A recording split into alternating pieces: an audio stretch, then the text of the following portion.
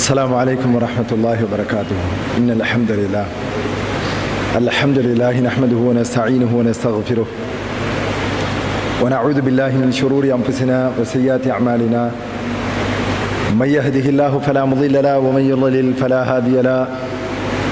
وأشهد أن لا إله إلا الله وحده لا شريك له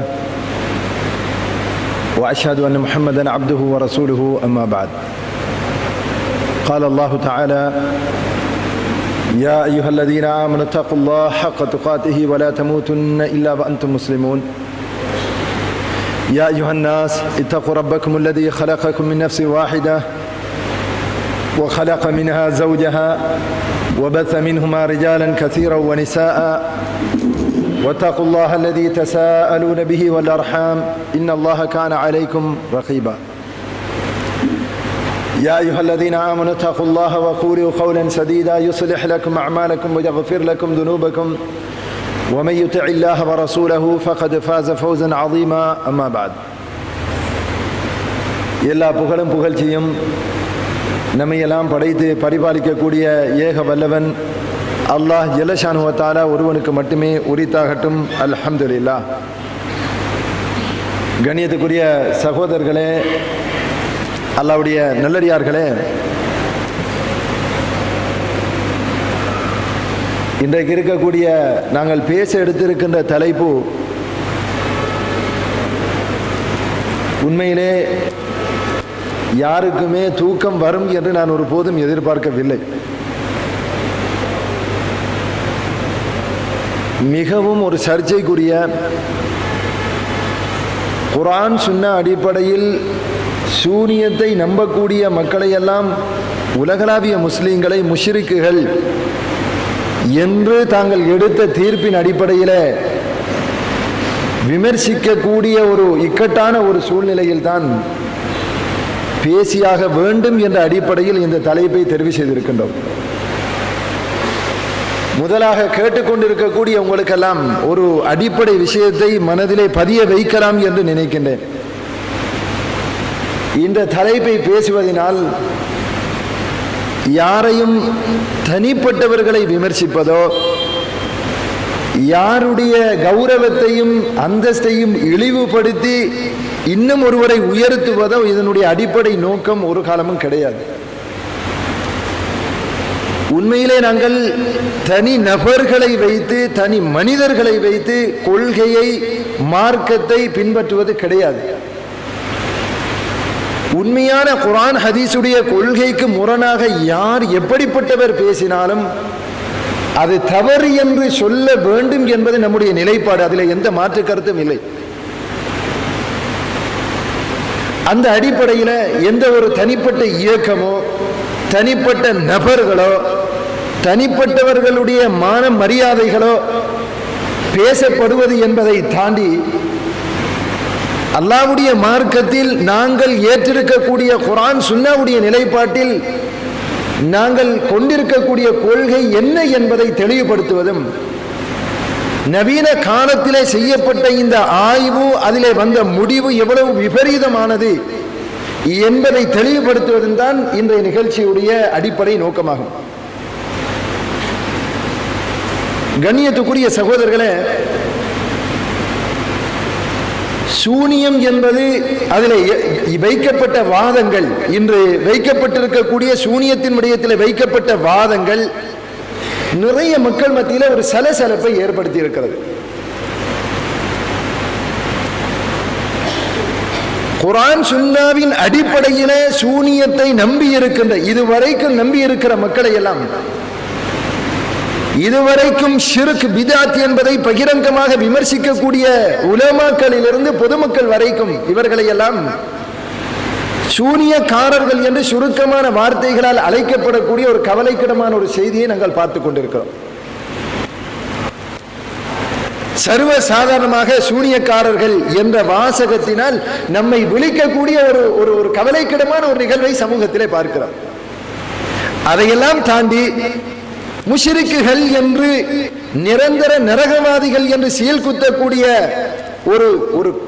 ஒரு காரமான ஒரு வார்த்தை பிரயோகம் சர்வ சாதாரணமாக கைகளில் நாவுகளில் தவழ்ந்து கொண்டிருக்கக்கூடிய ஒரு காட்சியையும் பார்க்கிறோம்.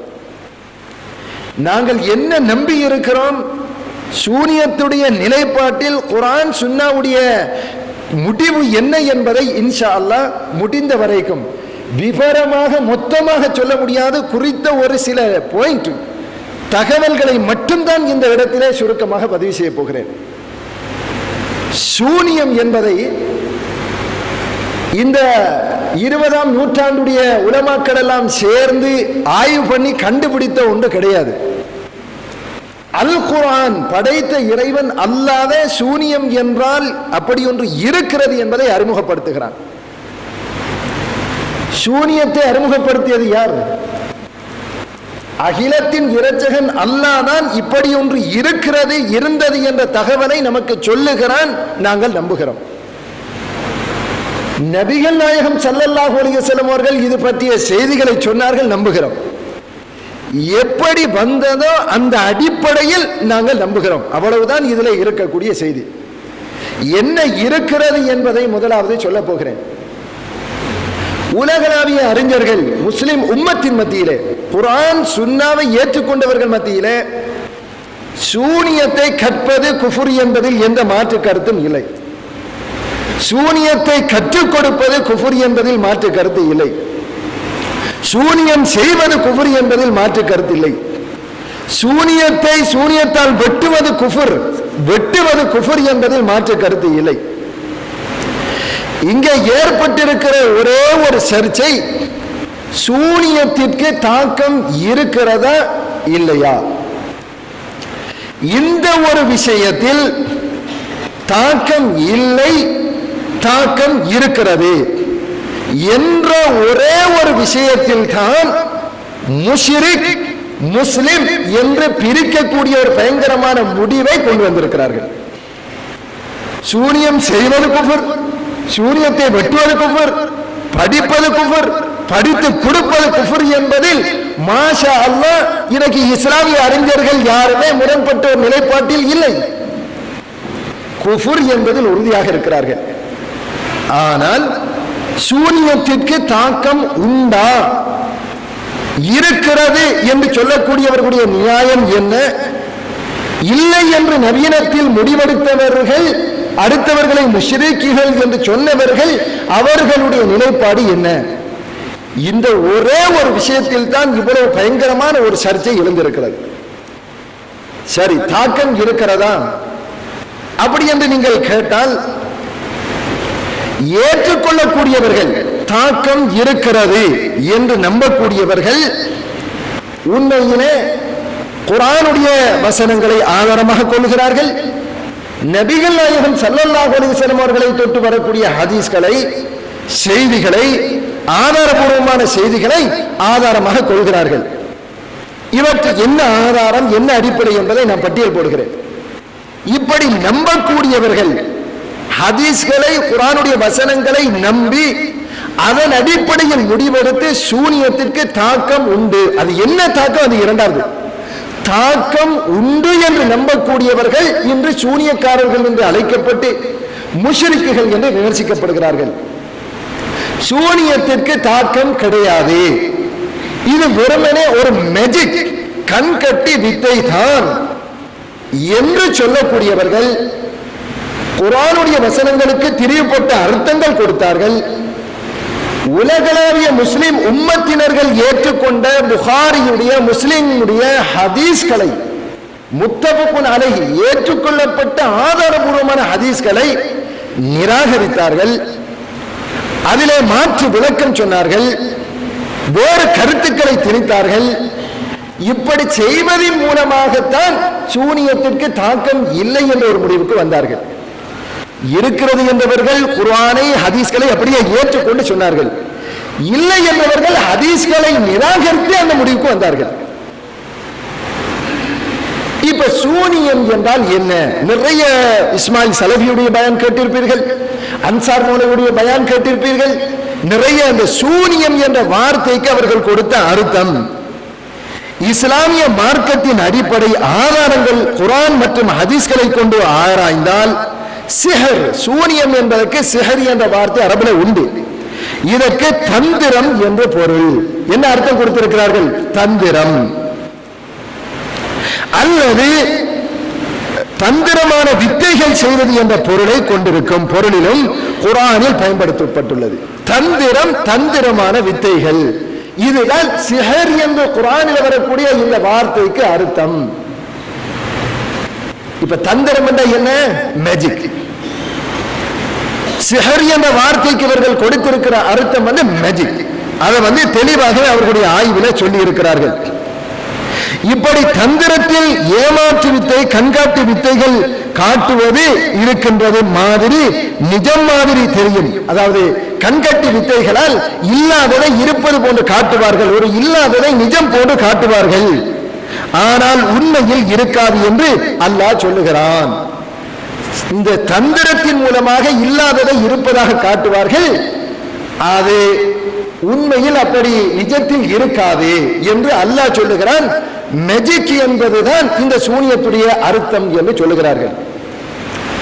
சூனியம் என்பதற்கு மேஜிக் என்று அர்த்தம் கொண்டால், தந்திரம் என்று கொண்டால், ஏற்கனவே சொல்லப்பட்ட குர்ஆனுடைய வசனங்களை நீங்கள் எடுத்து பாருங்கள். சூனியம், இந்த சூனியத்தை கற்பது குஃபுர், இறை நிராகரிப்பு. இன்னமா நஹ்னு ஃபித்னத்துன் ஃபலா தக்ஃபுர், சூரத்து பக்ராவில் அல்லாஹ் சொல்கிறான், நாங்கள் சோதனையாக இருக்கிறோம், நீங்கள் இதை படிப்பதன் மூலம் காபிராகி விடாதீர்கள். இப்ப சிஹர் என்பதற்கு தந்திரம் என்று அர்த்தம் கொடுத்தால், தந்திரம் மேஜிக்கை படிப்பவன் என்னவாகி விடுகிறான்? என்னவாகி விடுகிறான்? காபிராகி விடுகிறான். தந்திரமா மந்திரமா என்று நடத்தி காட்டியவர்கள் எல்லாம் ஒன்று காபிராகி விட்டார்கள். ஏனென்றால் சூன்யத்துக்கு அவர்கள் கொடுத்திருக்கிற அடிப்படை அர்த்தத்தின் அடிப்படையில் குஃபர் என்ற அர்த்தத்தை அவர்களே திணிக்க வேண்டிய நிலைமை வரும். முதலாவது செய்தி. நான் இதுவல்ல, உண்மையில என்ன பாயிண்ட் இதுவல்ல, ஆனால் ஒரு குறிப்புக்காக இதை எடுத்து காட்டுகிறேன்.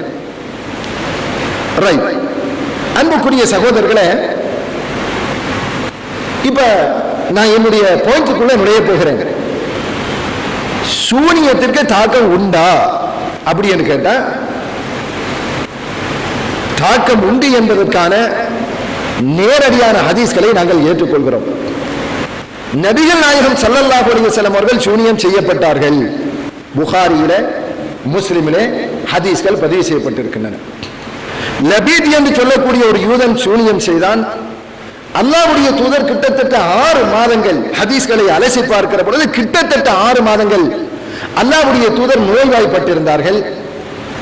தன்னுடைய மனைவியோடு இல்லற வாழ்க்கையில் ஈடுபடுவார்கள். ஆனால் இல்லை என்பது போன்று சில பேரை சொல்லிக் கொள்வார்கள். சில பேரை இல்லற வாழ்க்கையில் ஈடுபட மாட்டார்கள். ஈடுபட்டேன் என்பது போன்று ரசூலுல்லாஹ் நடந்து கொள்வார்கள். ரசூலுல்லாஹ்வுக்கு அப்படியான ஒரு உணர்வு, மனநிலை தாக்கம் ஏற்பட்டிருந்தது என்பது நேரடியாக ஹஜ்ரத் ஆயிஷா ரலியல்லாஹுடைய ஹதீஸ்களிலே நாங்கள் பார்க்கிறோம். இந்த ஹதீஸ்களை நாங்கள் ஏற்றுக்கொள்கிறோம். ஆனால் இந்த சூனியத்தின் விடயத்தில் இந்த ஹதீஸை, சூனியத்திற்கு தாக்கம் இல்லை என்பவர்கள் முதலாவது இந்த ஹதீஸை நிராகரிக்கிறார்கள். ஏன் நிராகரிக்கிறார்கள் என்று சொன்னால், இது குர்ஆனுக்கு முரண்படுகிறது என்ற ஒரு வாதத்தை வைக்கிறார்கள். எப்படி முரண்படுகிறது, ஏன் முரண்படுகிறது, என்ன காரணம், இதான் முக்கியமான பாயிண்ட். இந்த நபிகள் நாயகம் ஸல்லல்லாஹு அலைஹி வஸல்லம் அவர்களுக்கு சூனியம் செய்யப்பட்டதாக வரக்கூடிய செய்தி ஆதாரம் என்று ஏற்றுக்கொண்டால் சூனியத்திற்கு தாக்கம் உண்டு என்பதை அவர்கள் கூட நழுவ முடியாது. ஆனால் என்ன செய்கிறார்கள், புகாரியிலே முஸ்லிமிலே வரக்கூடிய இந்த முக்கியமான ஹதீஸை நிராகரிக்கிறார்கள். நிராகரிப்பதற்கு அவர்கள் சொல்லக்கூடிய காரணம், இது குர்ஆனுக்கு முரண்படுகிறது. சரி, குர்ஆனுக்கு எப்படி முரண்படுகிறதாம், அதைத்தான் இன்ஷா அல்லாஹ் நாங்கள் பார்க்க போகிறோம்.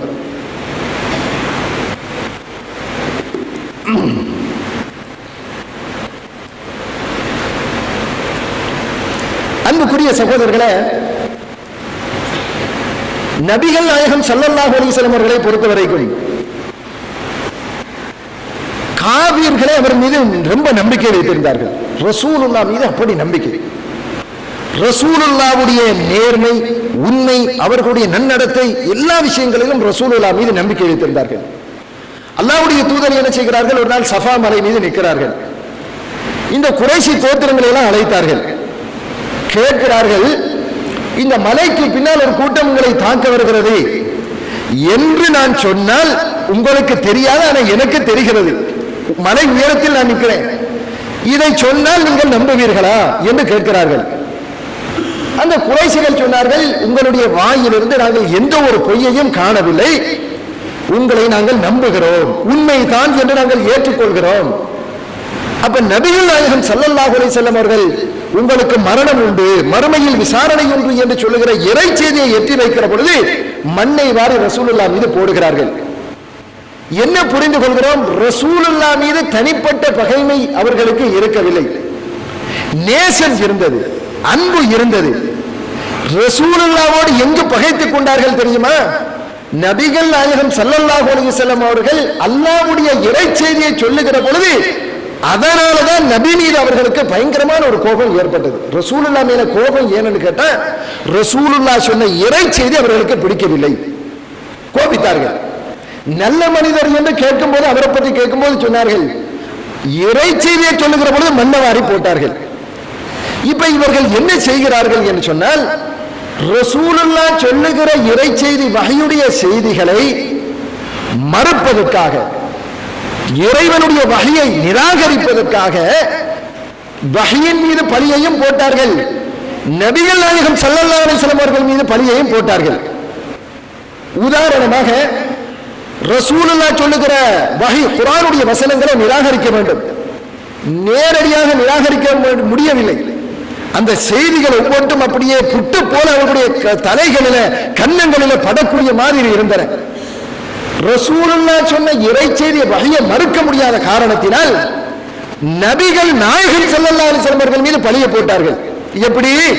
இவர் ஒரு பைத்தியக்காரர், பைத்தியக்காரர் என்று நபிகள் நாயகம் ஸல்லல்லாஹு அலைஹி வஸல்லம் அவர்களை விமர்சித்தார்கள் என்று சொன்னால், அவர் சொல்லுகிற செய்திகள்ல முடிவு என்ன ஆகிறோம்? பைத்தியக்காரனுடைய உளறல் அப்படின்னு ஆகிறது.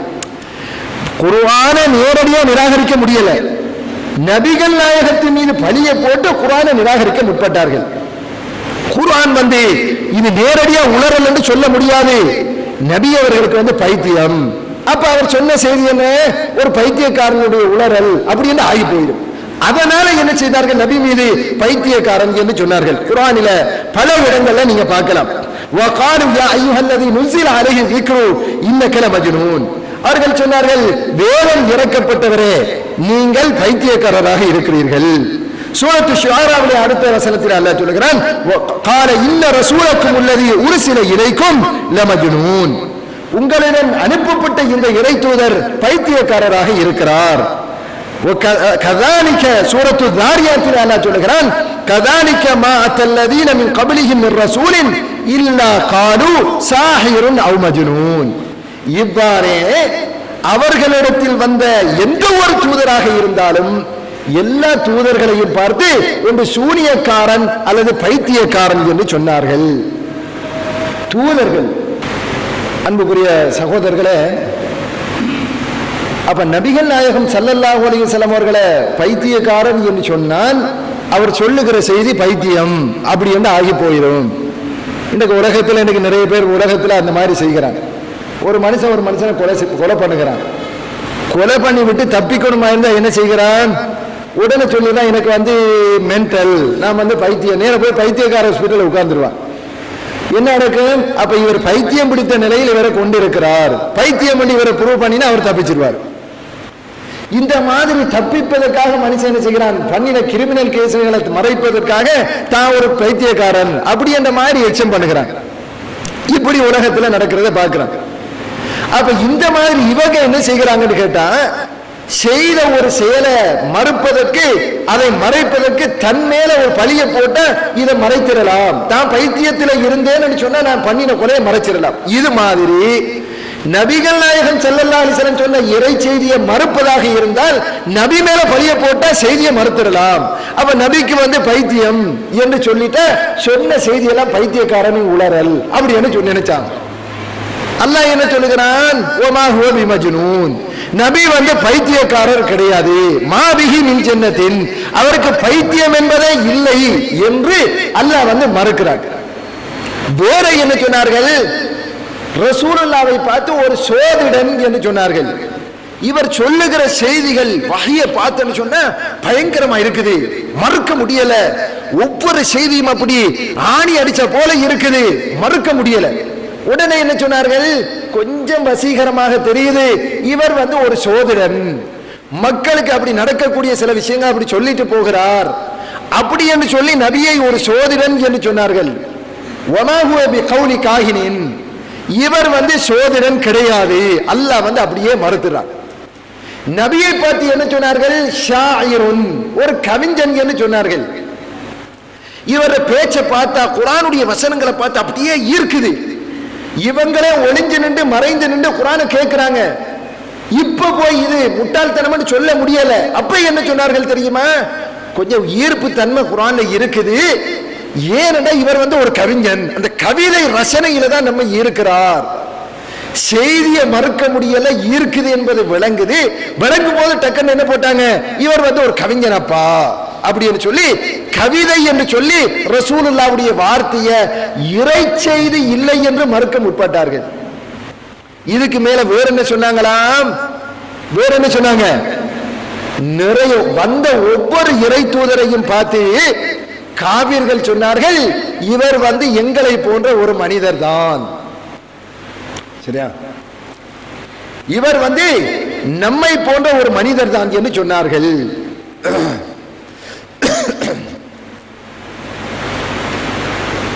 அன்புக்குரிய சகோதரர்களே,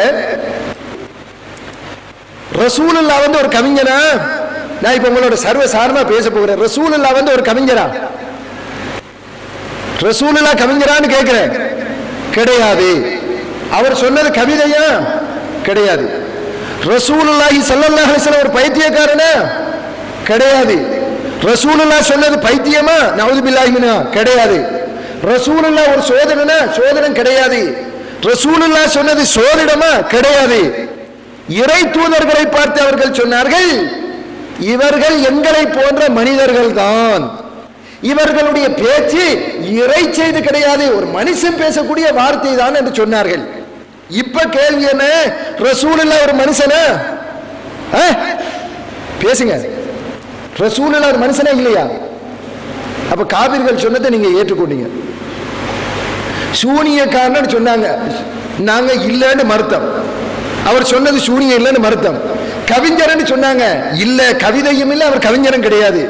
பைத்தியக்காரன், நாங்க பைத்தியமும் இல்லை, அவர் பேசினது பைத்தியமும் கிடையாது. சோதனை என்றார்கள், சோதனமும் இல்லை, அவர் சொன்னது சோதனமும் கிடையாது. இறை தூதர ஒவ்வொரு தூதரையும் பார்த்து சொன்னார்கள், இவர்கள் எங்களை போன்ற மனிதர்கள் தான் என்று சொன்னார்கள். இப்ப நாங்க அவர்களை இறை தூதர்கள் என்று, இறைவனுடைய, அதாவது எங்களை போன்ற மனிதர்கள் என்று ஏற்றுக்கொண்டோமா நிராகரித்தோமா? ஏற்றுக்கொண்டோமா நிராகரித்தோமா? ஏற்றுக்கொண்டோம். வந்த ஒவ்வொரு இறை தூதரையும் நிராகரிப்பதற்கு அவர்கள் பாவித்த மிக முக்கியமான ஆயுதம் அல்லாஹ் குர்ஆன்ல சொல்லுகிறான். பாருங்க, அந்த பிரசன்டேஷன்ல பாருங்க, அப்படி ஒண்ணா போடுங்க. இந்த பிரசன்டேஷனை கொஞ்சம் பாருங்க.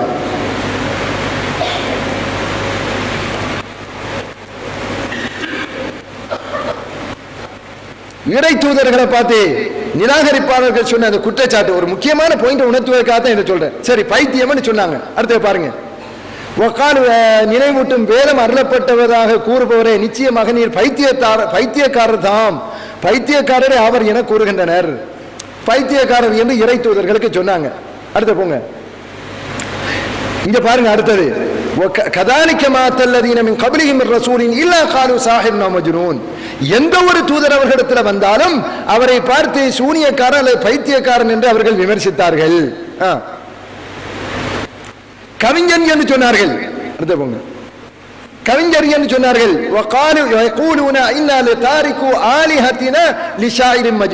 ஒரு பைத்தியக்கார கவிஞருக்காக எங்கள் பேச்சுக்களை நாங்கள் விட்டுவிட முடியுமா, எங்கள் தெய்வங்களை விட்டுவிட முடியுமா என்று நிராகரிப்பாளர்கள் கேட்கிறார்கள்.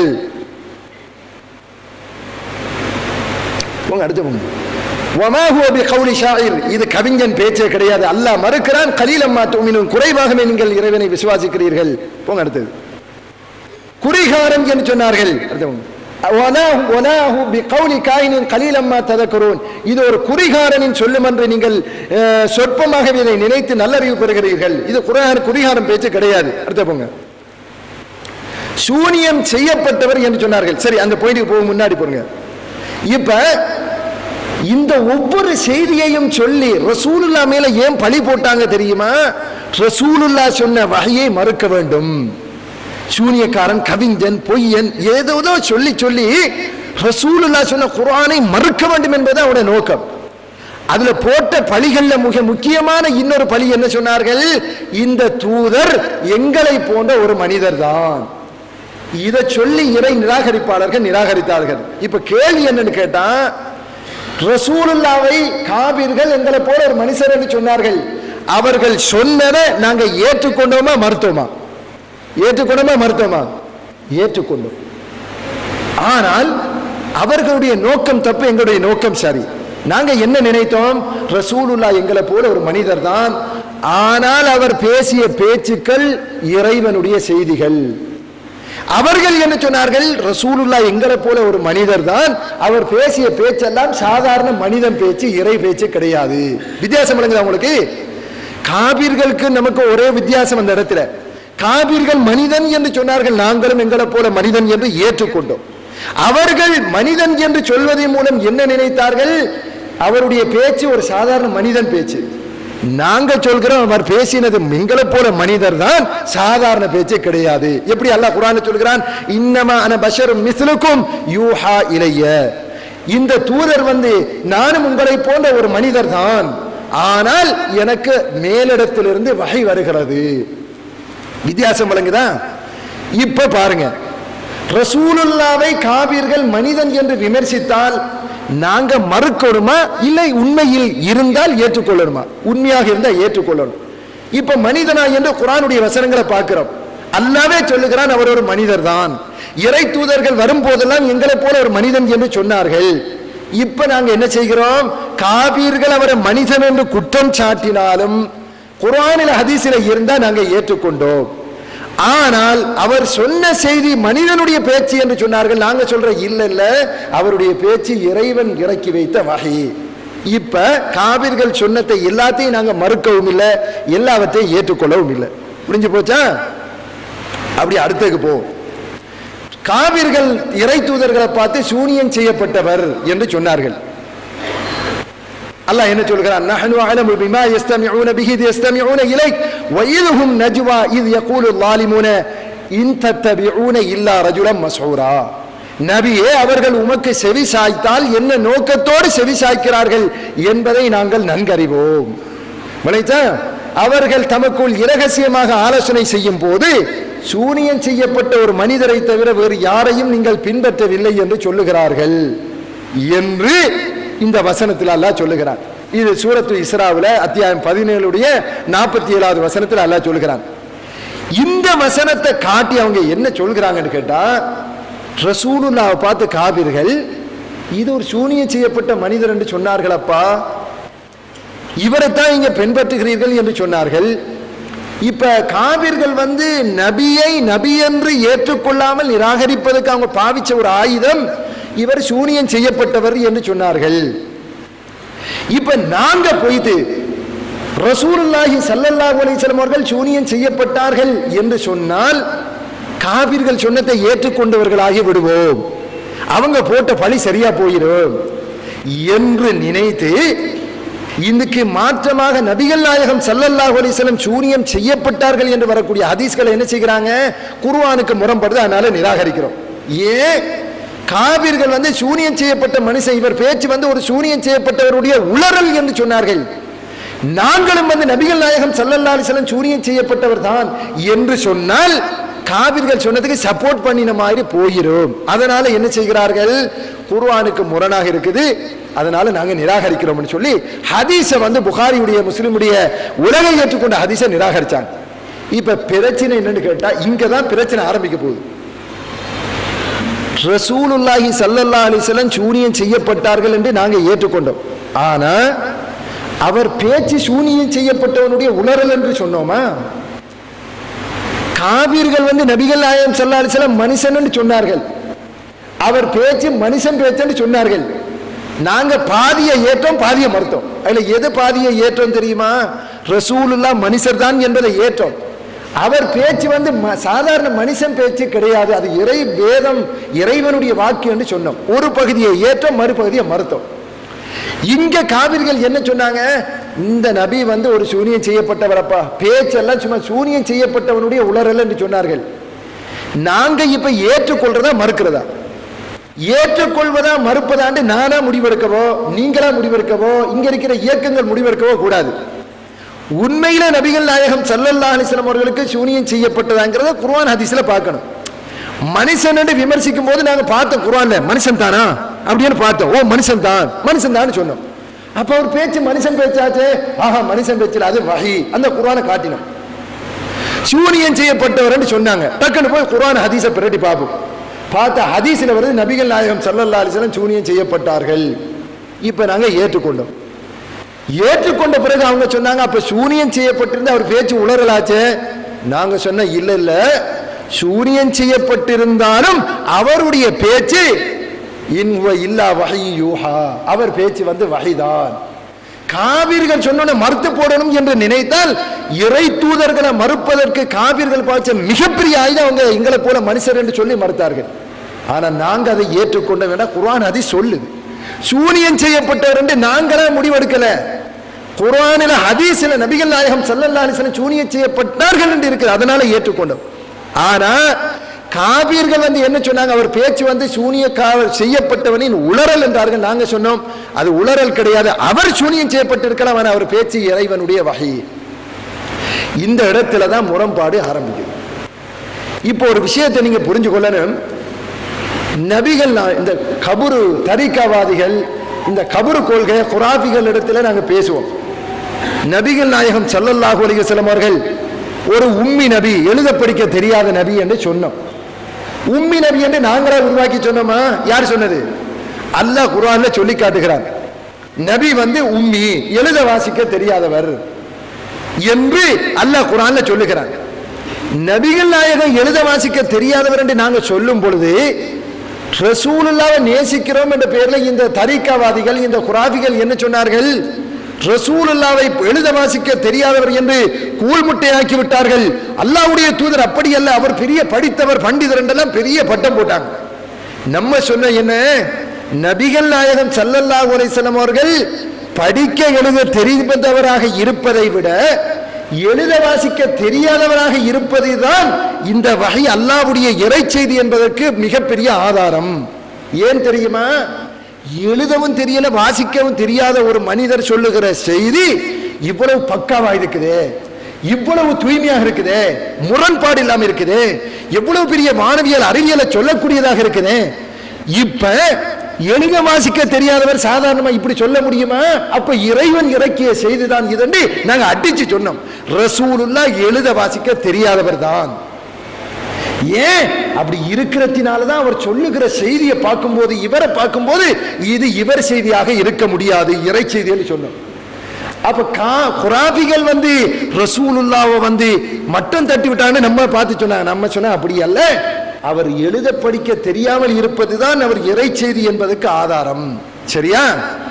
இப்ப வாங்க, ரசூலுல்லாஹ் சூனியம் செய்யப்பட்டவர் அப்படி என்று சொன்னோம். சொன்ன உடனே இப்போ ஒரு கூட்டம் கேட்கிறாங்க, ரசூலுல்லாஹ்வை இவ்வளவு கேவலம் பண்ணிட்டீங்களே, ரசூலுல்லாஹி ஸல்லல்லாஹு அலைஹி வஸல்லம் அவர்கள் சூனியம் செய்யப்பட்ட அவருடைய பேச்சு உளறல் ஆக்கி போட்டீங்களே. நாங்க சொன்ன கொஞ்சம் யோசிச்சு பேசுங்க. என்ன? அல்லாஹ்வுடைய தூதர் சூனியம் செய்யப்பட்டார்கள் என்று ஹதீஸ்ல இருக்கு, நாங்க நம்புகிறோம். அவர் எங்களை போல ஒரு மனிதராக இருந்தார் என்பதை உலகத்தில் அல்லாஹ் நிலைநாட்டுவதற்கு, உறுதிப்படுத்துவதற்கு அப்படி ஒரு செய்தியை சொல்கிறார். சூனியம் செய்யப்பட்டார்கள் இல்லையா, இவரும் எங்களை போல ஒரு மனிதர் என்பதை இன்னும் அல்லாஹ் உறுதிப்படுத்துவதற்காக அவருக்கு சூனியத்தை பழிக்க வச்சான். சூனியர் ரசூலுல்லாஹ்வுக்கு பழிச்சிச்சு. இப்ப காவிர்களுக்கு என்ன உறுதியா போச்சு? எங்களை போல மனுஷனே தான். ஏன்னா சூனியம் பழிச்சிச்சு இல்லையா, எங்களை போல மனுஷர் தான்.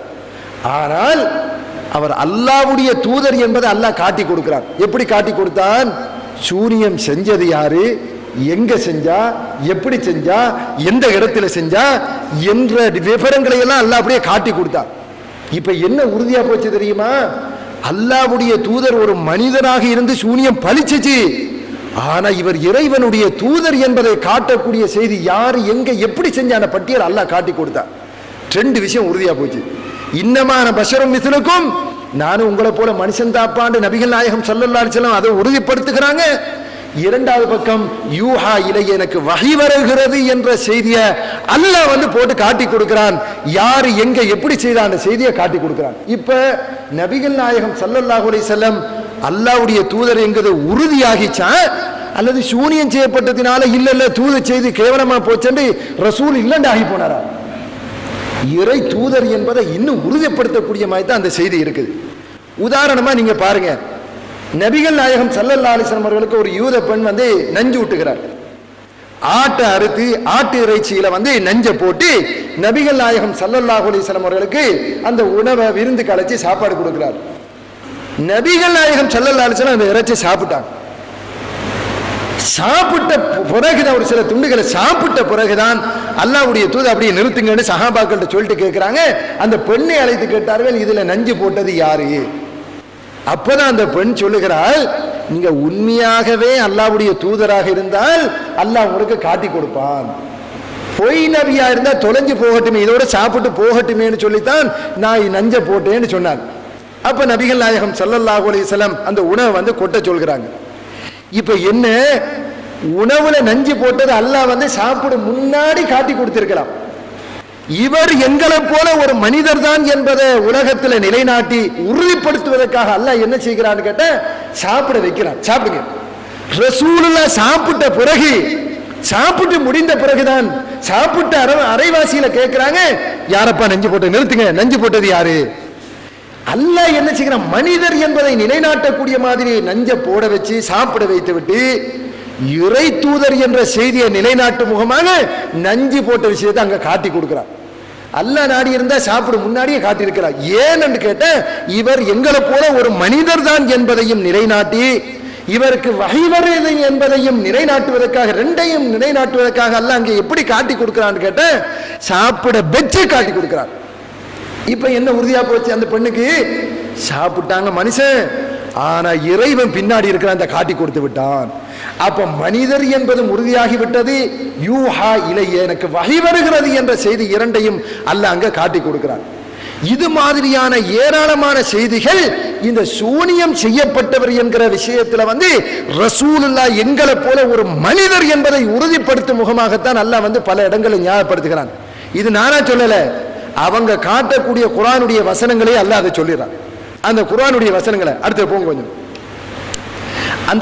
அந்த வசனத்துக்கு அடுத்ததாக அல்லாஹ் சொல்லுகிறான், உல்லூர் கைஃப லரபு லக்கல் அம்சால், நபியே உனக்கு எப்படியெல்லாம் உதாரணம் காட்டுகிறார்கள் என்று பார்க்க வேண்டாமா? பாரு. ஃபலல்லு, எனவே அவர்கள் உதாரணங்களை காட்டி வழிகாட்டில செல்லுகிறார்கள் என்பதை பார். ஃபலா யஸ்தத்தியூன சபீலா, அவர்கள் நேர்வழி பெற மாட்டார்கள். இப்ப அல்லாஹ் என்ன சொல்லுகிறானா, இந்த மஸ்ஹூர் சூனியம் செய்யப்பட்டவர் என்பதை நேரடியான அர்த்தத்தில் விளங்காமல் உதாரணமாக காட்டினார்கள் என்று அல்லாஹ் சொல்லுகிறார். ஒரு எக்ஸாம்பிளை பாருங்களேன், உதாரணத்தை நான் உங்களுக்கு ஒரு உதாரணம் சொல்ல போறேன். ஒரு சொல்ல நேரடி அர்த்தத்தில் விளங்கினால் வேறு, உதாரணமா விளங்கினால் வேறு. இப்ப ஒருத்தரை பார்த்து இவர் காது குத்தி இருக்கிறான்னு சொல்றேன். நேரடியான அர்த்தத்தில் நீங்கள் விளங்கினால் என்ன அர்த்தம்? காது குத்தி இருக்கிறார் என்று அர்த்தம். காதிலே ஏதாவது குத்தி இருக்கிறார். இதே சொல்லை உதாரணமாக நான் பயன்படுத்தினேன் வைங்க, காது குத்தி இருக்கான்னு சொல்றேன். என்ன அர்த்தம்?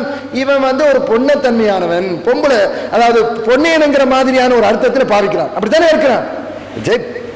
அந்த மாதிரி காது குத்தி இருக்கிறான் வார்த்தையை நேரடியா பாவிச்சா காது குத்தி இருக்கிறான் அர்த்தம். காது குத்திருக்காண்டு உதாரணமாக நான் நாடினால் இவன் ஒரு பொன்னத்தன்மை கொண்டவன், பெண் தன்மை கொண்டவன், நம்ம பாசையில பொண்ணு என்று சொல்லி ஏசுவதற்கு ஒரு வார்த்தையாக பாவிக்கிறான். மஸ்ஹூர் என்ற வார்த்தை அல்லாஹ் சொல்லுகிறான், சூனியம் செய்யப்பட்டவர் என்ற வார்த்தையை பாவித்தார்கள். பாவிச்சது அல்லாஹ் சொல்லுகிறான், உம்மூர் நபியை நீங்கள் பாருங்கள், கைஃப லரபு லக்கல் அம்சால், உங்களுக்கு எப்படியெல்லாம் உதாரணங்களை காட்டி வழிகேட்டிலே போகிறார்கள் என்பதை பாருங்கள். இந்த வாசகத்தை உதாரணமாக பயன்படுத்தினார்கள். என்ன உதாரணம்? ஒரு உதாரணம் காட்டினா அதுக்கு ஒரு பின்னணி நோக்கம் இருக்கும்.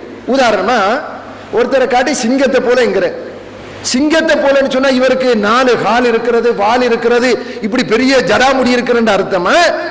அந்த உதாரணத்தின் மூலமாக அவருக்கு வீரம் இருக்கிற அர்த்தமா? என்ன அர்த்தம்? வீரம் என்ற ஒரு பின்னணி அர்த்தம் இருக்குது. ஒருத்தரை காட்டி நாயை போன்றவர், அப்படி என்ன நாயை போன்றவர் போற வாரவங்களை எல்லாம் கடிச்சு கொண்டிருப்பார் என்ற அர்த்தமா? இவர் இந்த உதாரணத்தின் மூலம் ஏதோ ஒன்றை நாடுகிறேன், அது என்ன அர்த்தம்? இவர் நன்றியுள்ள மனிதர் என்பதற்கு நம்ம பாவிப்போம். ஒரு சொல்ல நேரடியா நாடினால் ஏதோ கடிச்சு திரவன் என்ற அர்த்தம். அதுல பின்னணியில ஒரு உதாரணத்தை நாடினால் அதுல வேறொரு அர்த்தம் எடுக்கிறோம். நாயை போன்றவன நன்றியுள்ளவர் என்கிற ஒரு அர்த்தத்தை கொள்கிறோம். மஸ்ஹூர் என்ற வார்த்தை இங்க எதுக்கு பாவித்தார்கள் அப்படி என்று நீங்க பாத்தீங்கன்னு சொன்னா, இவர்கள் காட்டக்கூடிய அத்தனை குர்ஆன் வசனத்திலையும் கிட்டத்தட்ட அல்லாஹ் தஆலா இவர் சாதாரண ஒரு மனிதர் என்கிற அர்த்தத்தை அப்படியே பாவிச்சிருக்கிறார். நம்ம காலத்து உதாரணத்துக்கு பாருங்க, ஒரு மனுஷரை நல்ல பலமானவர் பலம் இல்லாதவர் என்று தீர்மானிப்பதாக இருந்தா, ஒருத்தர் சொல்லுகிற இவர் நல்ல கராட்டி தெரிஞ்சவர் அப்படி என்று சொல்வதாக இருந்த, எனக்கிட்டாலே சாதாரணமா எனக்கிட்டாலே அடி வாங்கினான், இவன் போய் எப்படி வீரனா இருப்பான் கேட்போமா இல்லையா? எனக்கிட்டாலே அடி வாங்கக்கூடிய ஒருவன் எப்படி பெரிய கராத்தி வித்தை வீரவனாக இருப்பான்? ஒரு விஷயத்தை தீர்மானிப்பதற்கு பலம் உள்ளவன் பலம் இல்லாதவன் என்று தீர்மானிப்பதற்கு ஏதாவது ஒரு அளவுகோலை நாங்க பாவிக்கிறோம். ரசூலுல்லாஹ்வுடைய காலத்துல ஒரு மனிதனை ரொம்ப பலசாலி ரொம்ப பாதுகாப்பானவன் என்று நம்புவதாக இருந்தா சூனியக்காரன், ரொம்ப சூனியத்தில் இருந்த அவன் பெரிய பலசாலி. ஒருத்தன் சூனியம் செய்யப்படக்கூடியவனாக இருந்த ஆக வீக்கானவன், ஒரு ஆக வீக்கான ஒரு மனுஷன் அப்படி என்பதற்கு சூனியம் செய்யப்படுவதைத்தான் ஒரு அளவுகோலாக பாவித்தார்கள்.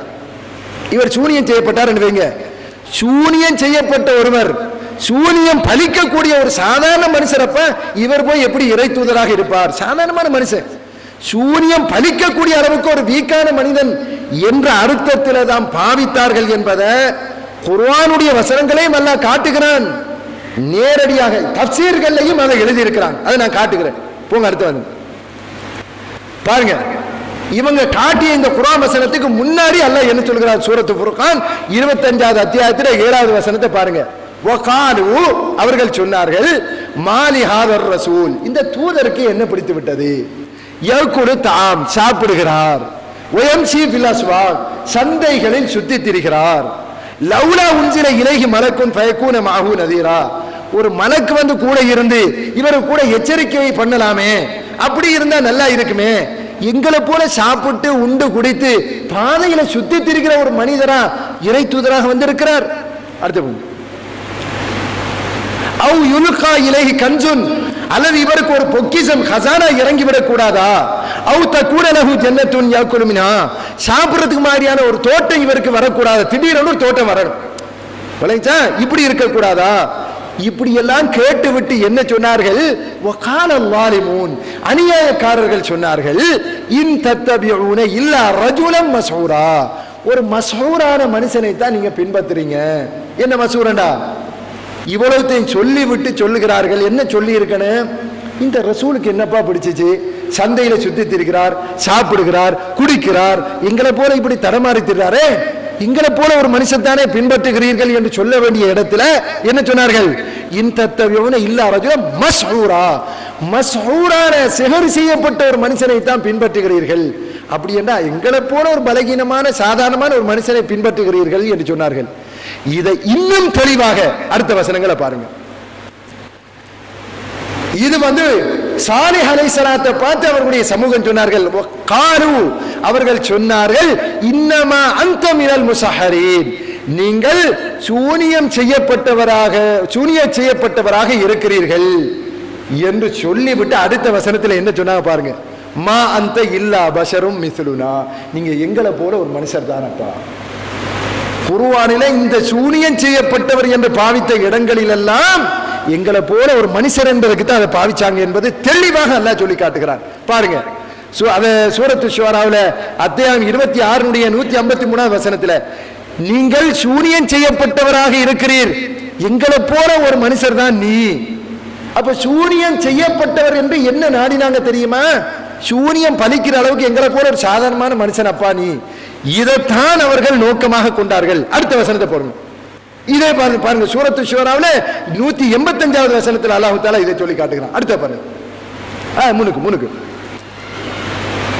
காலு இன்னமா அன்த மினல் முஸஹரீன். ஷுஐப் அலைஹிஸ்ஸலாத்தை பார்த்து அவருடைய சமூகம் சொன்னார்கள், ஷுஐபே நீர் சூனியம் செய்யப்பட்டவராக இருக்கிறீர். வமா அன்த இல்லா பஷரும் மிஸ்லுனா, நீரும் எங்களை போன்ற ஒரு மனிதர் தான். சூனியம் செய்யப்பட்டவர் என்ற வாசகத்தை பாவிக்கும் போதெல்லாம் காபீர்கள் எதிர்பார்த்தது என்ன தெரியுமா? சூனியம் பலிக்கக்கூடிய அளவுக்கு எங்களை போல ஒரு மனிதர் தான் நீ என்ற அர்த்தத்தை நேரடியாகவே அவங்க சொல்லி காட்டினாங்க. இப்ப எடுத்துக்கொள்ளுங்க, நபிகள் நாயகத்துக்கு சூனியம் பலிச்சிச்சு. ஏனென்றா எங்களை போல ஒரு மனுஷர் என்பது அல்லாஹ் நிலைநாட்டி காட்டுகிறான். இப்ப கேள்வி என்ன தெரியுமா? சூனியம் பலிச்ச 6 மாச காலம் நபிகள் நாயகம் ஸல்லல்லாஹு அலைஹி வஸல்லம் மனைவியோட குடும்ப வாழ்க்கையில ஈடுபட்டுட்டு இல்லம்பாங்க, இல்லாம இருந்துட்டு ஈடுபட்டேன்கிறாங்க. குழப்பம் இருந்துச்சு. இந்த காலத்தில் வரக்கூடிய வகையை இறை செய்தியை நம்ப முடியுமா முடியாதா இந்த சந்தேகம் வந்துருச்சு. ரசூலுல்லாஹ்வுக்கு வரக்கூடிய இறை செய்தியில குழப்பம் ஏற்படுமா ஏற்படாதா? ஏற்படும். அப்படி இருக்கிறதுனால சூனியம் செய்யப்பட்டவர் என்று சொன்னால் 6 மாசத்து காலத்து வகையை நிராகரிக்க வேண்டிய நிலைமை வரும். அதனாலதான் நாங்க சூனியத்தை மறுக்கிறோம் அப்படின்னு சொல்லி ஒரு வாதம் வைக்கிறாங்க. உங்களிடத்துல அடுத்த கேள்வியை பாருங்க, இதே விஷயத்தோட ஒட்டி கேட்கிறேன். நபிகள் நாயகம் ஸல்லல்லாஹு அலைஹி வஸல்லம் பள்ளி வாசல் ஒரு நாள் லுஹர் தொழுகை இல்லாட்டி அஸ்ர் தொழுகை தொழுவித்தார்கள். தொழுவித்த நபிகள் நாயகம் ஸல்லல்லாஹு அலைஹி வஸல்லம் 2 ரக்காத் தொழுவிச்சிட்டு வெளியே வந்தார்கள். பள்ளிவாசலுக்கு வெளியே இருக்கிற ஒரு பலகையில தன்னுடைய காலை ஊண்டி சாய்ந்து நின்றார்கள். சஹாபாக்களுக்கெல்லாம் கேள்வி கேட்க ரொம்ப தயக்கமா இருக்குது. ஏன்னா லுஹர் 4 தொழ வேண்டிய 2 ரக்காத் தான் ரசூலுல்லாஹ் தொழுவிச்சாங்க. அப்ப துல்யதைன் நீண்ட கையுடையவர் என்று ஒரு சஹாபி இருந்தார். கானமின் சரஆனின் நாஸ், ரொம்ப கொஞ்சம் துடிதுடிப்பானவர். திடீரென்று எதையும் முன்னுக்கு வந்து கேட்டுருவாரு. யார சொல்ல அல் நசீதாம் குசரத்து சலாத்து யார சொல்லலாம், அல்லாஹ்வுடைய தூதரை மறந்து போட்டீங்களா அல்ல தொழுக 2 தான் போச்சா, லுஹர் இது புற 2 தானே, இல்ல மறந்து தான் 2 தொழுவிச்சிங்களான்னு கேட்டார். அப்ப கூட ரசூலுல்லாஹ்வுக்கு ஞாபகம் வரல. தோழர்கள்ட்ட கேட்காங்க, என்னப்பா துல்யதைன்னு சொல்றது உண்மைதானா? ஆம் யார சொல்ல 2 தான் தொழுவிச்சிங்க. அப்படியே வாங்கப்பான்னு சொல்லி ரசூல் ஸல்லல்லாஹு அலைஹி வஸல்லம் திரும்ப போனாங்க. இன்னும் 2 ரக்காத் தொழுதாங்க. சஜதா 2 செய்தார்கள். செய்துவிட்டு என்ன சொன்னார்கள்? இன்னமான பஷரும் மிஸ்லுக்கும், நானும் உங்களை போன்ற ஒரு மனிதர் தான். அன்சா கமா தன்சவுன், நீங்கள் மறப்பதை போன்று எனக்கும் மறதி இருக்கிறது. நான் இது போல நீங்க மறந்து விட்டால் தொழுகையை வந்து பூரணப்படுத்தி 2 சுஜூது செஞ்சிருங்க என்று நபிகள் நாயகம் ஸல்லல்லாஹு அலைஹி வஸல்லம் சொன்னாங்க. இப்ப பாருங்க, ரசூலுல்லாஹி ஸல்லல்லாஹு அலைஹி வஸல்லம் மறந்தாங்க. ஏன் மறந்தாங்க? அவர் ஒரு மலக்கு கிடையாது, மனுஷன். மனிதன் என்ற பலகீனம் அவரிடத்துல இருந்துச்சு, ரசூலுல்லாஹ் மறந்தார்கள்.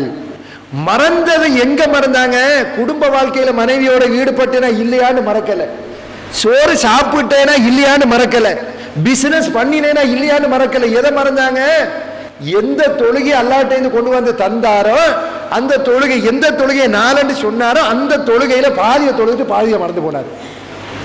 இப்ப கேள்வி என்ன? ரசூலுல்லாஹ் மனிதனாக இருக்க போயிட்டு தொழுகையில பாதியை மறந்தாங்களா இல்லையா? இப்படி மறக்கக்கூடியவருடைய செய்திகளை ஏற்றுக்கொள்ள முடியுமா? ஒரு அறிவிப்பாளர் ஹதீஸ்களை அறிவிக்கும் பொழுது ஒரு அறிவிப்பாளர் மறதி உள்ளவராயிருந்தா அவர் ஹதீஸை தூக்கி இங்கால போட்டுருவோம், அங்க பிரச்சனை இருக்குது. அவர் ஹதீஸ்ல நபிகள் நாயகம் ஸல்லல்லாஹு அல்லாஹ்வுடைய செய்தியை இறக்கி தந்தவர், அவருக்கு இப்படி மறந்துச்சுன்னு சொன்னா இப்ப ரசூலுல்லாஹ் சொன்ன செய்தியை ஏற்க முடியுமா மறுக்க முடியுமா? அல்லது ரசூலுல்லாஹ் எங்களை போல மனுஷன் கிடையாது என்று சொல்ல போகிறீர்களா, இல்ல எங்களை போல மனுஷர் மறப்பாருன்னு சொல்ல போனீங்களா, இல்ல இந்த ஹதீஸை இதுக்கு பிறகு மறுத்து விட போகிறீர்களா? என்ன கேள்வி?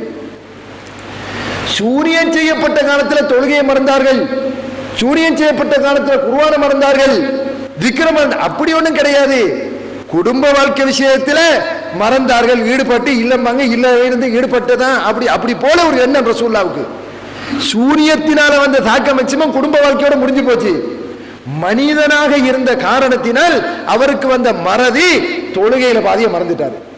ரசூலுல்லாஹி ஸல்லல்லாஹு அலைஹி வஸல்லம் குர்ஆன் ஓதி கொண்டிருக்கிற தொழுகையில அடுத்த ஆயத்து வரல, யாரோ எடுத்து கொடுக்குறாங்க. முடிஞ்ச பிறகு கேட்டாங்க, யாரப்பா எடுத்து தந்தது? உபய் இப்னு கஅப் ரலியல்லாஹு அன்ஹு. நினைச்சேன் நீ தான் எடுத்து தந்திருப்பாய். முக்கியமான ஒரு காரியம் சொல்லப்பட்ட ஒரு உபய் இப்னு கஅப் ரலியல்லாஹு அன்ஹு எந்த குர்ஆனை அல்லாஹ்விடத்துல இருந்து எடுத்து அப்படி பாதுகாத்து தந்தாரோ அந்த குர்ஆன் ரசூலுல்லாஹ்க்கு அடுத்த வசனம் நினைவு வரல, மறந்து போச்சு. ஏன்? அவர் ஒரு மனிதராக இருந்தார். 15 நிமிஷத்துக்கு முடிக்கணும். அந்த டைம் குழப்பம் தான் கொஞ்சம் அச்சாராக்கிட்டீங்க.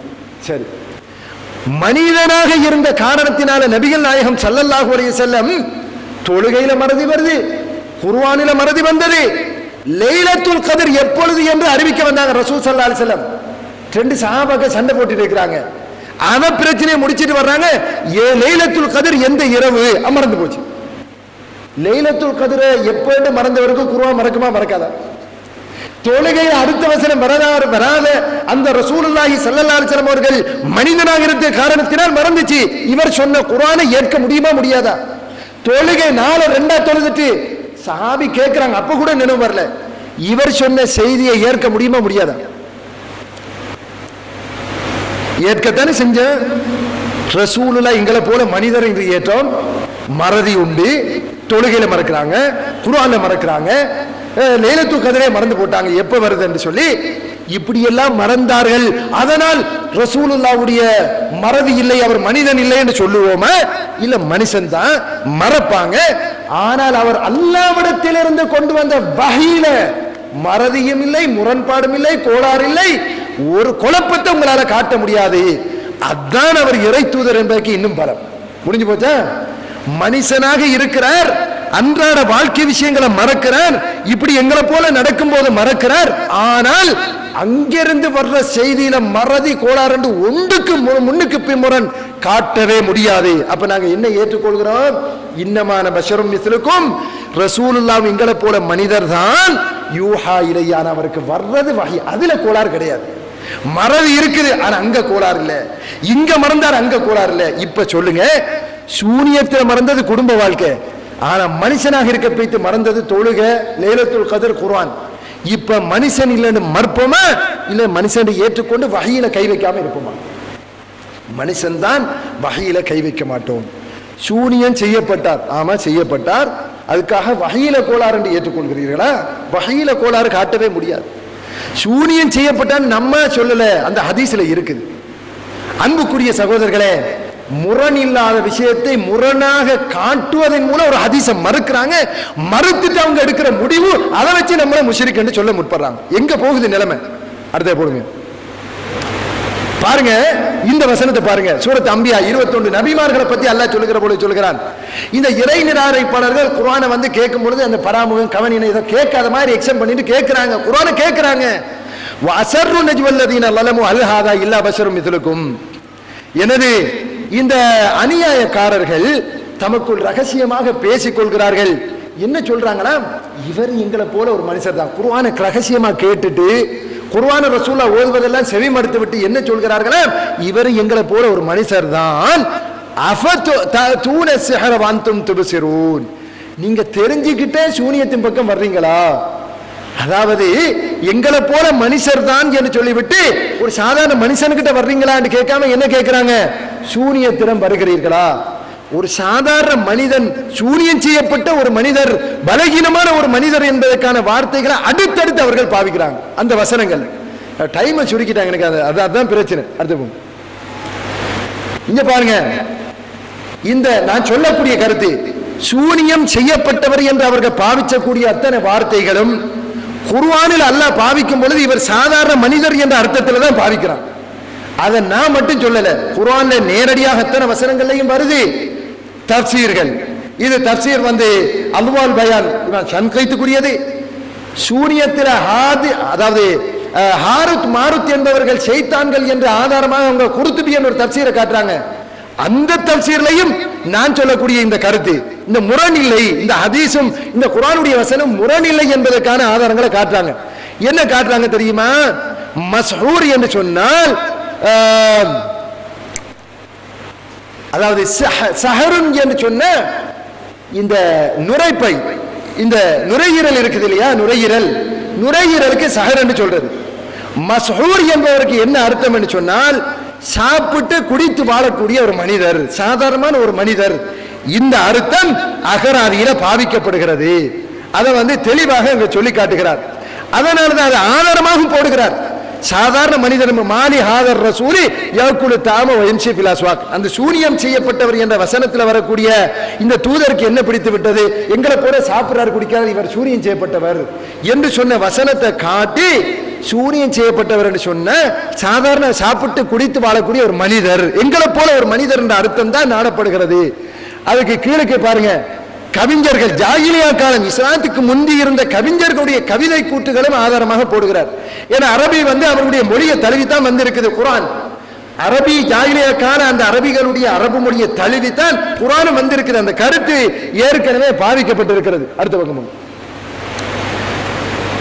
அதே செய்தியை தான் ஆயிஷா ரலியல்லாஹு அவர்கள் சொல்கிறார். நபிகள் நாயகம் ஸல்லல்லாஹு அலைஹி வஸல்லம் வஃபாத்தாகிற பொழுது பைன ஸஹரி வ நஹரி, என்னுடைய மார்பு நெஞ்சுக்கு பக்கத்தில் சாஞ்சி கொண்டு ரசூலுல்லாஹ் மரணித்தார்கள். சஹர் என்கிற வார்த்தை இந்த உண்டு வாழக்கூடிய குடித்து வாழக்கூடிய இதயமுள்ள ஒரு சுவாசமுள்ள மனிதன் என்கிற அர்த்தத்தில் சாதாரண ஒரு மனுஷனுக்கு பாவிச்சிருக்கிறாங்க. இது ஹதீஸ்ல இருந்து அதை நிரூபித்து காட்ட முடியும். அடுத்த போங்க, இங்க பாருங்க, தஃப்சீர் குர்துபி இவங்க எந்த தஃப்சீரை ஆதாரமாக காட்டி இந்த ஹாரித் மாருத் மலக்கில ஷைத்தான் என்று சொன்னார்களோ அதே தஃப்சீர்ல மஸ்ஊர் சூனியம் செய்யப்பட்டவர் என்பது சாதாரண மனிதனாக இருப்பவர் என்பதற்கு பாவிக்கப்பட்டது. அப்படி என்ற அர்த்தத்தில் பாவிக்கப்பட்ட செய்தி இந்த இருக்குது. விபரமானவர்கள் சில விபரமான நேரத்தில் பார்த்துக்கணும். அடுத்தது அதுவும் அதே செய்தான். ரைட், சரி. அன்புக்குரிய சகோதரர்களே, அப்ப முதலாவது நீங்க ஒரு விஷயத்தை கவனிச்சு கொள்ளணும். என்னன்னு கேட்டா, சூனியத்தை மறுக்கக்கூடியவர்கள் நபிகள் நாயகத்துக்கு சூனியம் செய்யப்பட்ட ஹதீஸை மறுக்கிறார்கள். மறுத்தால் தான் சூனியத்துக்கு தாக்கம் இல்லைன்னு உங்களால சொல்ல முடியும். அப்ப மறுப்பதற்கு என்ன செய்கிறார்கள்? நாங்க ஹதீஸை ஏற்றுக்கொண்டோம், தாக்கம் இருக்கு. இந்த நபிகள் நாயகம் ஸல்லல்லாஹு அலைஹி வஸல்லம் அவர்களுக்கு செய்யப்பட்டது என்று வருகிற நேரத்தில் நாங்க ஏற்றுக்கொள்கிறோம், தாக்கம் இருக்குது. இவங்க மறுக்கக்கூடியவர்கள் என்ன செய்யறாங்க? தாக்கம் இல்லைன்னு சொன்னா ரசூலுல்லாஹ்வுக்கு செய்யப்பட்ட ஹதீஸுக்கு விளக்கம் சொல்லணும். அப்ப என்ன செய்யறாங்க? ஹதீஸை மறுக்கணும். மறுக்கிறதாக இருந்தா சும்மா மறுக்க முடியாது. அப்ப என்ன செய்யறாங்க? குர்ஆனோட கொண்டு போய் மோத விடுறது. குர்ஆனோட நீங்க மோத விட தேவையில்ல. மாஷா அல்லாஹ் 1400 வருஷம் எழுதப்பட்ட தஃப்சீர்கள்ல தெளிவாக எழுதி வச்சிருக்கிறாங்க. இந்த ஆயத்துக்கு அந்த ஹதீஸை கொண்டு வர்றாங்க. முட்டாள்தனமா முரணா பார்க்க முடியாதா? நீங்க பார்க்கக்கூடிய மாதிரி நினைச்ச உடனே மோத விட்டாச்சு, இது இதோட முரண்படுது, தூக்கி வீசியாச்சு. என்னமோ வீசுறதுக்கு இது நாங்க கடலை சுத்தின பேப்பர் கிடையாது. அல்லாஹ்வுடைய தூதர் சொன்ன ஹதீஸ், முஸ்லிம் உம்மத் ஏற்றுக்கொண்ட ஹதீஸ், புகாரியில உலகத்துடைய கண்களுக்கு படாமல் மறைந்த ஒரு ஹதீஸ் கிடையாது. அப்படிப்பட்ட ஒரு ஹதீஸை முரணாக்கிதே தூக்கி போட்டாச்சு. என்ன முரணுன்னு கேட்கிற? ரசூலுல்லாஹ் சூனியம் செய்யப்பட்டார்கள் இந்த ஹதீஸ்ல இருக்குது. ரசூலுல்லாஹி ஸல்லல்லாஹு அலைஹி வஸல்லம் எங்களை போல மனிதர் என்று காபிர்கள் சொன்னார்கள். ஆமா, ரசூலுல்லாஹ் மனுஷன் தான் ஏற்றுக்கொண்டோம். ஆனா அவர் சொன்ன செய்தி இறை செய்தி என்று நம்பினோம். ரசூலுல்லாஹி ஸல்லல்லாஹு அலைஹி வஸல்லம் சூனியம் செய்யப்பட்டார்கள் நாங்க ஏற்றுக்கொண்டோம். ஆனா அவர் சொன்ன செய்தி இறை செய்தி, அது பாதுகாக்கப்பட்டது என்று ஏற்கிறோம். ரசூலுல்லாஹ் மறந்தார்கள், மறதியுள்ளவர்கள் ஏற்றுக்கொண்டோம். ஆனா அவர் சொன்ன செய்தியில மறதி கிடையாது, குழப்பம் கிடையாது, முன்னுக்கு பின் முரண் கிடையாது, நாங்க ஏற்றுக்கொண்டோம். ஆனா காபிர்கள் இதை சொல்லி தப்பான அர்த்தம் எடுத்தார்கள். அதனால தான் அல்லாஹ் சொல்லுகிறான், உனக்கு எப்படியெல்லாம் உதாரணத்தை காட்டி எப்படி வழிகாட்டுல போகிறாங்கன்னு பாரு. மனுஷன் சொல்லி பேச்ச மனுஷன் பேச்சாக்க பாக்குறாங்க. சூனியம் செய்யப்பட்டவர் என்று சொல்லி பேச்ச என்னமோ உலரல் ஆக்க பாக்குறாங்க. ஆனா நபியே, நீங்க மனுஷர் தான். அல்லாஹ் எங்கேயுமே சூனியம் செய்யப்பட்டதை நேரடியா குர்ஆன்ல மறுத்ததாவே கிடையாது, நேரடியா ஹதீஸ்ல மறுத்ததே கிடையாது. இவங்களா முரணாக நினைச்சு கற்பிச்சு கொண்டு ஹதீஸை நிராகரித்தார்கள். இது போக அஜிவாவுடைய பழங்கள் ஏழை தொடர்ந்து காலையில் சாப்பிட்டு வருகிறாரோ, ஒரு நாளில் சாப்பிடுகிறாரோ, அவருக்கு சூனியம் அல்லது நஞ்சு பலிக்காது என்று நபிகள் நாயகம் ஸல்லல்லாஹு அலைஹி வஸல்லம் சொன்னாங்க. யாரு தொடர்ந்து சாப்பிட்டு வருகிறாரோ அவருக்கு அது கேடு விளைவிக்காது என்ற ஹதீஸ் இருக்குது. இந்த ஹதீஸும் அவர்களுக்கு பிரச்சனையா இருக்குது. ஏன்னா சூனியம் பலிக்காது என்று வருகிற காரணத்தினால அந்த சூனியத்துடைய விஷயம் இந்த ஹதீஸ் எல்லாம் என்னமோ தூக்கி போட்டு போறாங்க. கிறிஸ்தவர்கள் விவாதத்தில் அவங்க சொல்றாங்க, இவர்கள் பைபிள்ல வரக்கூடிய செய்தி, நஞ்சு குடித்தாலும் இயேசு மீது நம்பிக்கை வச்சா நஞ்சு குடிச்சாலும் என்ன செய்யாது, தாக்காது என்று இருக்குது. நஞ்சு கொடுக்குறாங்க. அவன் என்ன செய்கிறான், இந்த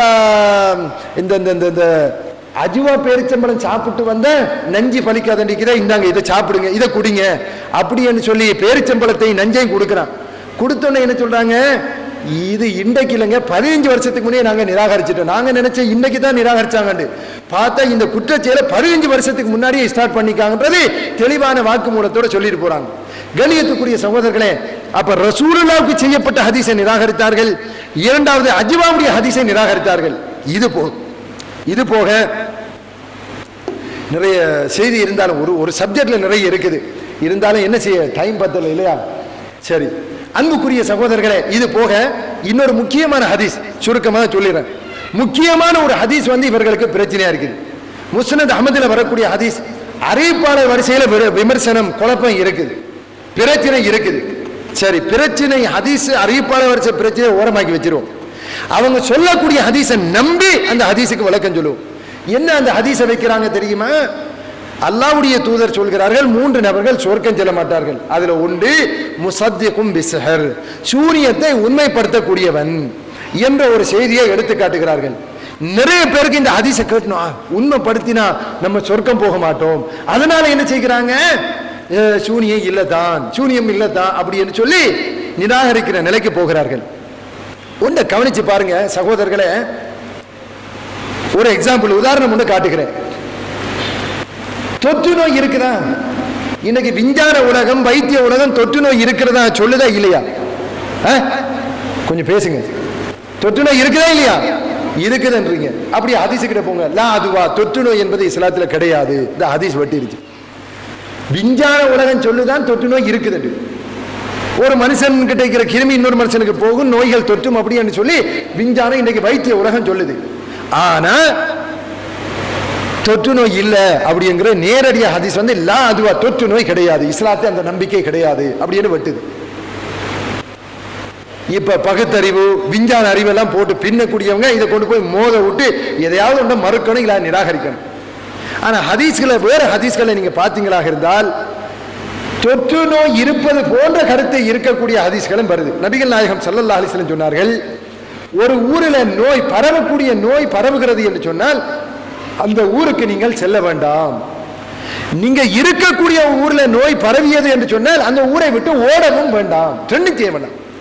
பக்கத்து ஊர்ல நோய் பரவுதுன்னு சொன்னா அங்க போகாதீங்கப்பா, இருக்கிற ஊர்ல நோய் வருதுன்னா போட்டுட்டு ஓடாதீங்க, போக வேண்டாம் என்று ரசூலுல்லாஹ் ஏன் சொன்னார்கள்? அங்க இருக்கக்கூடியவர்கள் மத்தியில நோய் பரவுகிறது, நீங்க போனா சில நேரம் அங்க இருக்கக்கூடிய கிருமிகள் உங்களுக்கு வரலாம், தாவலாம், அது நோய் உருவாகலாம், அதனால அந்த இடத்துக்கு போகாதீங்க. இருக்கிற இடத்துல ஏன் ஓடக்கூடாது? எனக்கு வர்ற அவனுக்கு கொடுத்த அல்லாஹ் எனக்கு எங்க போனாலும் தருவான், அதனால இருந்தாலும் போனாலும் அல்லாஹ் தர நாடினால் தருவான், அதனால ஓட வேண்டிய அவசியம், விதிக்கு பயந்து ஓட வேண்டிய அவசியம் கிடையாது. இப்ப கேள்வி என்னன்னு கேட்டா, தொற்று நோய் என்பது கிடையாது, எனக்கு வந்த நோய் நான் தொற்று நோய் என்று நம்பினால் எனக்கு அறிவில்லாத ஒரு விஷயத்துல நான் முடிவெடுக்கிறேன், தவறான ஒரு முடிவெடுக்கிறேன். என்னன்னு கேட்டா, நோய் எனக்கு வந்துச்சு, முதல் மனிதனுக்கு அல்லாஹ் தான் நோயை கொடுத்தான், அவருக்கு தொற்றியோ தொற்றாமல முதலாவது அல்லாஹ் கொடுத்தானா இல்லையா? அல்லாஹ் கொடுத்தான். எனக்கும் அதே இறைவன் நோயை தந்திருக்கிறான் நான் நம்ப வேண்டுமே தவிர இவர்கிட்ட இருந்து தொற்றி இருக்கு என்று நான் நம்பினால் எனக்கு தெரியாத ஒரு விஷயத்தில், மறைவான ஒரு விஷயத்தில் தெரியாத ஒரு முடிவை நான் எடுக்கிறேன், தப்பான முடிவு எடுக்கிறேன். இவர்கிட்ட இருந்து கிருமி வந்திருக்கலாம், அது செய்தி வேற வரும், அதனால ரசூலுல்லாஹ் ஒரு ஊருக்கு போகாதீங்கன்னு தடுக்கிறாங்க. ஆனால் எனக்கு வந்த நோய் தொற்றித்தான் வந்தது என்று முடிவெடுத்தால் நான் அறிவில்லாத ஒரு விடயத்தில் தவறாக முடிவெடுக்கிறேன். விளங்குதா உங்களுக்கு வித்தியாசம்? அப்ப தொற்று நோய்ங்கிறது வரலாம், ஒரு சென்டைக்கிற கிருமி அடுத்தவனுக்கு போகலாம், ஆனா எனக்கு வந்த நோய் தொற்றித்தான் வந்தது என்று நீங்க நம்ப கூடாது. நம்பினால் அறிவில்லாத விஷயத்தை முடிவெடுக்க, கண்டு நம்பினீங்களா, இவருக்கு வந்ததை கண்டிங்களா, காணலன்னு முடிவெடுக்க கூடாது. இப்ப வாங்க, சூனியத்துக்கு தாங்க இருக்குதா? இந்த ஹதீஸ்ல இருக்குது, குர்ஆனில இருக்குது, மூசா அலைஹிஸ்ஸலாத்துடைய செய்திகள் எல்லாம் எடுத்து போட உண்டோண்டா எடுத்து போட்டு பேச வேண்டிய செய்தி இருக்குது, இருப்பதை இருப்பதாக நாங்க நம்புகிறோம். இப்ப கேள்வி என்னன்னு கேட்டா, எனக்கு வாழ்க்கையில ஒரு நோய் வந்துருச்சு, ஜெனரல் ஹாஸ்பிட்டலுக்கு போனேன் சரி வரல, இங்க பக்கத்துல போனேன் சரி வரல, நான் என்ன முடிவெடுக்க கூடாது? எனக்கு வந்த நோய் சூனியத்தால தான் வந்தது, எனக்கு அறிவில்லாத ஒரு விஷயத்துல நான் அப்படி முடிவெடுத்தால் இந்த சூனியத்தை உண்மைப்படுத்தியவன் என்ற பட்டியலுக்குள்ள நான் வந்து சொர்க்கம் செல்ல முடியாது. அது செய்தி உண்மை. என்ன விஷயம்? எனக்கு வந்த நோய் சூனியத்தால தான் வந்தது என்று நான் நம்பக்கூடாது. விளைச்ச சொன்னதே, எனக்கு நோய் வந்திருக்கலாம், இவரிடத்தில் இருந்த கிருமி தொற்றி வந்திருக்கலாம், அல்லாஹ் எப்படி நாடினால் அது வந்திருக்கும், ஆனால் நான் என்ன முடிவெடுக்க கூடாது? எனக்கு வந்த நோய் தொற்று நோய், தொற்றித்தான் வந்தது என்று முடிவெடுக்க கூடாது. ஏன்னா நான் காணல, கண்ணால காணாதது முடிவெடுக்க கூடாது. சூனியத்துடைய விடயத்தை பொறுத்த வரைக்கும் தாக்கம் இருக்கிறதா இருக்கிறது, ஒரு சோதனையாக அல்லாஹ் வைத்திருக்கிறான். ஆனா எனக்கு வாழ்க்கையில வந்த நோய் பிரச்சனை சூனியத்தால தான் வந்தது என்று நாம் முடிவெடுக்க முடியாது. ரசூலுல்லாஹ் எப்படி எடுத்தாங்க? மலக்குமார்கள் வந்து சொன்னாங்க உங்களுக்கு சூனியம் செய்யப்பட்டிருக்கு, அப்ப முடிவெடுக்க முடியும். நமக்கு தெரியல என்று வரும்போது தெரியாத விஷயத்துல நான் சூனியத்தால தான் வந்தது என்று மறைவான விஷயத்துல தவறாக முடிவெடுக்க கூடாது. அப்படி ஒருவர் முடிவெடுத்தால் இந்த ஹதீஸ் அவருக்கு பொருந்தது. ஏன்? சூனியத்தை உண்மைப்படுத்தினார், எனவே அவர் சுவர்க்கம் சொல்ல மாட்டார் என்று நாயகம் ஸல்லல்லாஹு அலைஹி வஸல்லம் சொன்னார்கள். பிரச்சனை சிம்பிளா முடிஞ்சு போச்சு. அடுத்த சிலருக்கு இருக்கிற முக்கியமான டைமே தெரியல. அடுத்த சிலருக்கு இருக்கிற பிரச்சனை என்ன தெரியுமா? இந்த சூனியத்துக்கு நாங்க இப்படி ஒரு சக்தியை கொடுத்தால் அல்லாவுக்கு கொடுத்திருக்கிற ஒரு சக்தியை சூனியத்துக்கு கொடுத்ததாகி விடுமே. நிறைய பேருக்கு அந்த சந்தேகம் வருது. சூனியத்தால சும்மா கையை முடக்கி காலை முடக்கி இது பண்ணி இரத்த வாந்தி எடுத்து இப்படி எல்லாம் செஞ்சா ரசூலுல்லாஹ்க்கு இப்படி பண்ணினு சொன்ன சூனியத்துக்கு அல்லாவுக்கு இருக்கிற ஒரு சக்தியை சூனியத்துக்கு கொடுத்ததாகி விடுமே. அப்ப இப்படி இருக்கலாதே, அல்லாவுக்கு தான் எல்லா பவரும், நாங்க தான் சுத்தமான தௌஹீத்வாதி என்று முடிவெடுக்கிறாங்க. கண்ணியத்துக்குரிய சகோதரர்களே, அல்லாவும் ரசூலும் ஒரு விஷயத்துல இதுல நாங்க சக்தியை கொடுத்தோம் என்று சொன்னால் நாங்க நம்புவதற்கு தயார். ஷைத்தான் இரத்த நாளங்களில் ஓடுகிறான். இது யார் கொடுத்த பவரு? அல்லாஹ் கொடுத்த பவர். இரத்த நாளத்துல ஓடுகிறான், நம்ம உள்ளங்களில் ஊசலாட்டங்களை ஏற்படுத்துகிறான். அல்லாஹ் பவரை கொடுக்கிறான். உதாரணமாக ஒரு கேள்வியை பாருங்க. மௌத்தாக்குபவன் ஹயாத்தாக்குபவன்.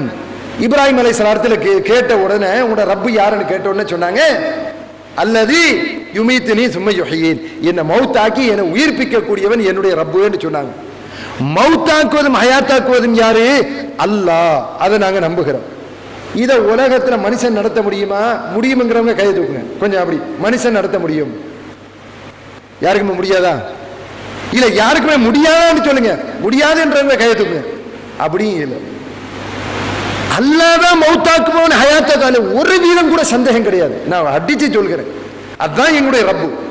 ஆனா அல்லாவும் ரசூலும் இல்ல இல்ல இன்னாருக்கு முடியும் என்று சொன்னா நாங்க நம்ப தயார். ஆனா ஒரு கூட்டம் மறுப்பதற்கு தான் தங்களுடைய நிலைப்பாடு. அல்லாவும் ரசூலும் ஈசா அலைஹிஸ்ஸலாத்துடைய விஷயத்தில் அல்லாஹ் சொல்லுகிறான், மண்ணால் ஒரு பறவையை செய்தார், செய்து ஃபயன்ஃபுஹு ஃபீஹி ஃபயகூனு தைரம் பிஇذنில்லாஹ், அல்லாஹ்வுடைய உத்தரவை கொண்டு நீ பறந்து விடு என்று சொன்னால் பறவை ஆகிவிடுனா பறவை ஆகிடும். அல்லாஹ்வுடைய உத்தரவை கொண்டு என்று சொன்ன உடனே அது பறக்க ஆரம்பிச்சிடும். இப்ப உயிர் கொடுக்கக்கூடிய ஆற்றலை அல்லாஹ் அவருக்கு கொடுத்தான். இப்ப எப்படி கொடுத்தான்? அது ஒரு சோதனை. அல்லாஹ் தான் மௌத்தாக்குற ஹயாத்தாக்குறவன் என்று இருக்கிறான். ஈசா நபிக்கு அவனுடைய அனுமதியோட ஒரு உத்தரவு கொடுக்கிறான், இதை நீங்க பண்ணலாம். மறைவான ஞானம் அல்லாஹ்வுக்கு மட்டும் உண்டு. ஆனால் ஈசா நபிக்கு கொடுத்தான். உங்க வீட்டில் என்ன சாப்பிட்டீர்கள், என்ன சேமித்து வைத்தீர்கள், அல்லாஹ்வுடைய உத்தரவு கொண்டு இங்க நிற்கும் போதே சொல்லுவாங்க. உங்க வீட்டில் இன்ன கறி, இன்ன சாப்பாடு, இன்ன இருக்குது, எல்லா பட்டியலை போட்டுவாங்க. மறைவான ஞானம் அல்லாஹ்வுக்கு சொன்னா ஈசா நபி எப்படி சொல்லுவாங்க? கண்ணியத்துக்குரிய சகோதரர்களே, அல்லாஹ்வும் ரசூலும் கொடுத்ததாக சொன்னால் நாங்க நம்ப தயார். ஆனா அது ஒரு சோதனை. அந்த சோதனையில மாட்டிக்கொண்டவர்கள் தான் கிறிஸ்தவர்கள். மௌத்தாக்கி உயிர்ப்பிக்கிறாரு, மௌத்தாக்குறாரு, பறவை இது பண்றாரு, குஷ்டரோகிகளை குணப்படுத்துகிறார், வீட்டில் இருப்பதை சொல்லுகிறார், இவருக்கு கடவுள் தன்மை இருக்குது, எனவே கடவுள் என்று சொன்னார்கள். சோதிப்பதாக இருந்தால் அல்லாஹ் அப்படித்தான் சோதிக்கிறான். சரி, ஈசா அலைஹிஸ்ஸலாத்துக்கு கொடுத்தாங்களே, அல்லாஹ் கொடுத்தானே என்று நாங்க சொல்லுகிறோம். அல்லாஹ்வுடைய வல்லமை ஈசா நபிக்கு எப்படி கொடுத்தீங்க என்று கேட்ட உடனே சொல்லுவாங்க, அது அல்லாஹ்வுடைய நபி, அது அல்லாஹ்வுடைய அனுமதியோடு கொடுத்தார். சரி, அல்லாஹ்வுடைய நபிக்கு தானே நீங்க கொடுத்தீங்க, நபி இல்லாத ஒருத்தருக்கு அல்லாஹ் கொடுத்திருக்கிறார். யாரு? தஜ்ஜால். தஜ்ஜால் கியாமத்து நாளுக்கு நெருக்கமாக வருகிறான், மௌத்தாக்கி உயிர்ப்பித்து காட்டுகிறான். ஒரு வாலிபனை கேட்பான், உன்னுடைய ரப்பு நான் தானே? அப்ப அவன் சொல்லுவான், எங்க ரப்பை நாங்க மௌத்தாகும் வரைக்கும் எங்கள் ரப்பை பார்க்க முடியாது என்று எங்க ரசூல் சொல்லி இருக்கிறாங்க. மௌத்தாகி எழும்பினா உண்மைப்படுத்துவாய் தானே? அப்ப ரெண்டு அவட்டி வச்சுட்டு நடுவால நடந்து விட்டு அவன் பேரை சொல்லி அழைச்சோன்னா எழும்பி சிரிச்சிட்டு வருகிறான். இப்ப கேட்கிறான், மௌத்தாகி மறுபடி பொழைச்சு வந்தா இல்லையா, இப்ப நம்புகிறாயா நான் தான் உண்ட ரப்பன்னு சொல்லி. அப்ப அவன் சொல்லுவான், நீ பொய்யன் தஜ்ஜாலுங்கிற எனக்கு இன்னும் உறுதியா போச்சு. மௌத்தாக்கி உயிர்ப்பிக்கிறான். இவங்க உடனே சொல்லுவாங்க, அது ஒரு தரம் தான் பண்ணுவாரு, அதுக்கு பிறகு அவருக்கு முடியாது. உண்மை.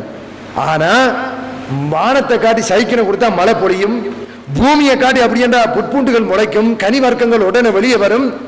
மேயப்போன மிருகங்கள், அவனை நம்பியவர்களுடைய மேயப்போன மிருகங்கள்லாம் பால் மடிகள் கொளுத்து அப்படி தளதளண்டு இருக்கும். இது ஒரு தரம் கிடையாது.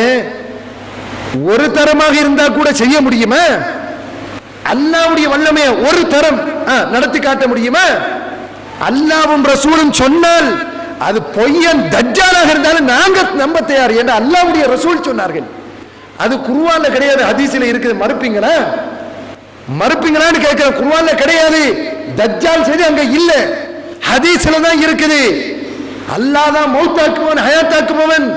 ஹதீஸ் முரண்படுது, தஜ்ஜாலை கொடுத்திருக்குது. இப்ப மறுப்பீங்களா ஏற்றுக்கொள்வீங்களா? ஏற்றுக்கொள்வோம். ஏன்? அல்லாஹ்வுடைய ரசூல் சொன்னா நம்புவதுதான் எங்க கடமை. அப்ப அல்லாஹ்வுடைய சக்தியை ஈசா நபிக்கு கொடுத்து தஜ்ஜாலை கொடுத்து அல்லாஹ் ரசூல் கொடுத்தா நாங்க கொடுக்க தயார், நாங்க மறுக்க மாட்டோம். அதான் ஈமானுடைய பகுதி. அல்லாஹ் அப்படித்தான் சோதிக்கிறான். அன்புக்குரிய சகோதரர்களே, சூனியம்ங்கிறது பொய்யும் புரட்டலும் பித்தலாட்டம் அப்படித்தான் எழுதுகிறாங்க. அவர்களே ஏற்றுக்கொள்றாங்க. கண்ணை மயக்க முடியும் சூனியத்தால, மேஜிக்கால கண்ணை மயக்கலாம், கேள்விப்புலன் காதை மயக்கலாம். அதெல்லாம் பிரசன்டேஷன் போட்டேன், டைம் பத்தல. காதை மயக்கலாம், மனிதனுடைய சிந்தனையை மயக்கலாம். அதை டிஎன்டிஜே ஏற்றுக்கொண்டிருக்கிறாங்க. இயக்கம் என்றல்ல, அவர்கள் தான் அந்த ஆய்வை போட்டவர்கள். மனிதனுடைய பார்வை, கேள்வி, மனிதனுடைய அறிவு மூன்றையும் மயக்கலாம் என்கிறத அவங்க ஏற்றுக்கொண்டிருக்கிறாங்க. இந்த மூன்றை மயக்கினா போதுமே, வேற ஒன்றும் தேவையில்லையே. பார்வை, கேள்வி, சிந்தனையை மயக்கினா அதுவே மிகப்பெரிய ஒரு ஆதாரம். உதாரணமா பாருங்க, கனவை பற்றி சொல்லுகிற பொழுது அல்லாஹ் சொல்லுகிறான், அது மிகப்பெரிய ஒரு அத்தாட்சி. ஏற்றுக்கொள்கிறேன். கனவில உங்களுக்கு அத்தாட்சி உண்டு. என்ன அத்தாட்சி? மனுஷனை இங்க படுக்க போட்டு நெருப்புக்குள்ள வேகிற மாதிரி ஆகலாம், நரகத்துக்குள்ள துடிக்கிற மாதிரி ஃபீல் பண்ணுகிறான், சிங்கம் விரட்டுகிற பொழுது ஃபீல் பண்ணுகிறான், நாய் கடிப்பது போல ஃபீல் பண்ணுகிறான், ஓடுகிறான், கதறுகிறான், கத்துகிறான். எங்க படுக்கிறான்? ஏசி ரூம்ல பெட்ல படுத்துக்கொண்டு பயங்கரமான ஒரு கனவை கண்டு துட்டிக்கிறான். சும்மா கனவுல கண்ணை முடிச்சு பார்த்தா ஆஹா பெட்டில் இருக்கிறேன். 10 நிமிஷம் கனவு கண்டா 10 நிமிஷமும் உண்மையிலே அவன் நாய் விரட்டினால் நெருப்புல வெந்தால் என்ன வேதனைப்படுவான் அந்த ஃபீலிங் அப்படியே உணர்கிறானா இல்லையா? உணர்வுல ஏற்படுகிற மாற்றம் ஒரு மனிதனை கம்ப்ளீட்டாக அந்த நிலைக்கு கொண்டு போகுது. உணர்வுல மாற்றம் வந்த போதுமே, கை முடங்கல்ல, முடங்கியதாக ஒருத்தன் 100% ஃபீல் பண்ணினா முடிஞ்சு போச்சு. அதானே உணர்வுல ஏற்படுற தாக்கம், அதுதானே மிகப்பெரிய ஒரு தாக்கம். அப்ப உணர்வை மாற்றலாம் என்பதை கூட அவர்கள் ஏற்றுக்கொள்கிறார்கள். அதுல வேற தலைப்பு நிறைய விஷயங்கள் இருந்தாலும் சுருக்கமாக சகோதரர்களே, இந்த இடத்தோடு எனக்கு நிறைவு செய்ய வேண்டி இருக்கிறது. ஒன்றே ஒன்று கொண்டு வந்து அந்த டைம் சுருக்கத்தினால அப்படி அப்படி அப்படி அடுத்ததுக்கு போக வேண்டிய ஒரு பிரச்சனை வருது. இருந்தாலும் ஒரு கேள்விக்கு டைம் கொடுப்பீங்களா? கொடுக்க மாட்டீங்க. கேள்வி ஒன்றுக்கு கொடுப்போமா? ஒரு கேள்வி இன்ஷா அல்லாஹ். யாராவது ஒரு கேள்வி கேளுங்க, கொஞ்சம் உருப்படியாக கேட்டீங்கன்னு சொன்னா எனக்கு நல்லா இருக்கும் போல. இந்த சூனியத்துல இல்ல நாங்க ஏற்கவே மாட்டேன், இப்படித்தான் இருக்குது அப்படின்னு ஒரு கேள்வி கேளுங்க.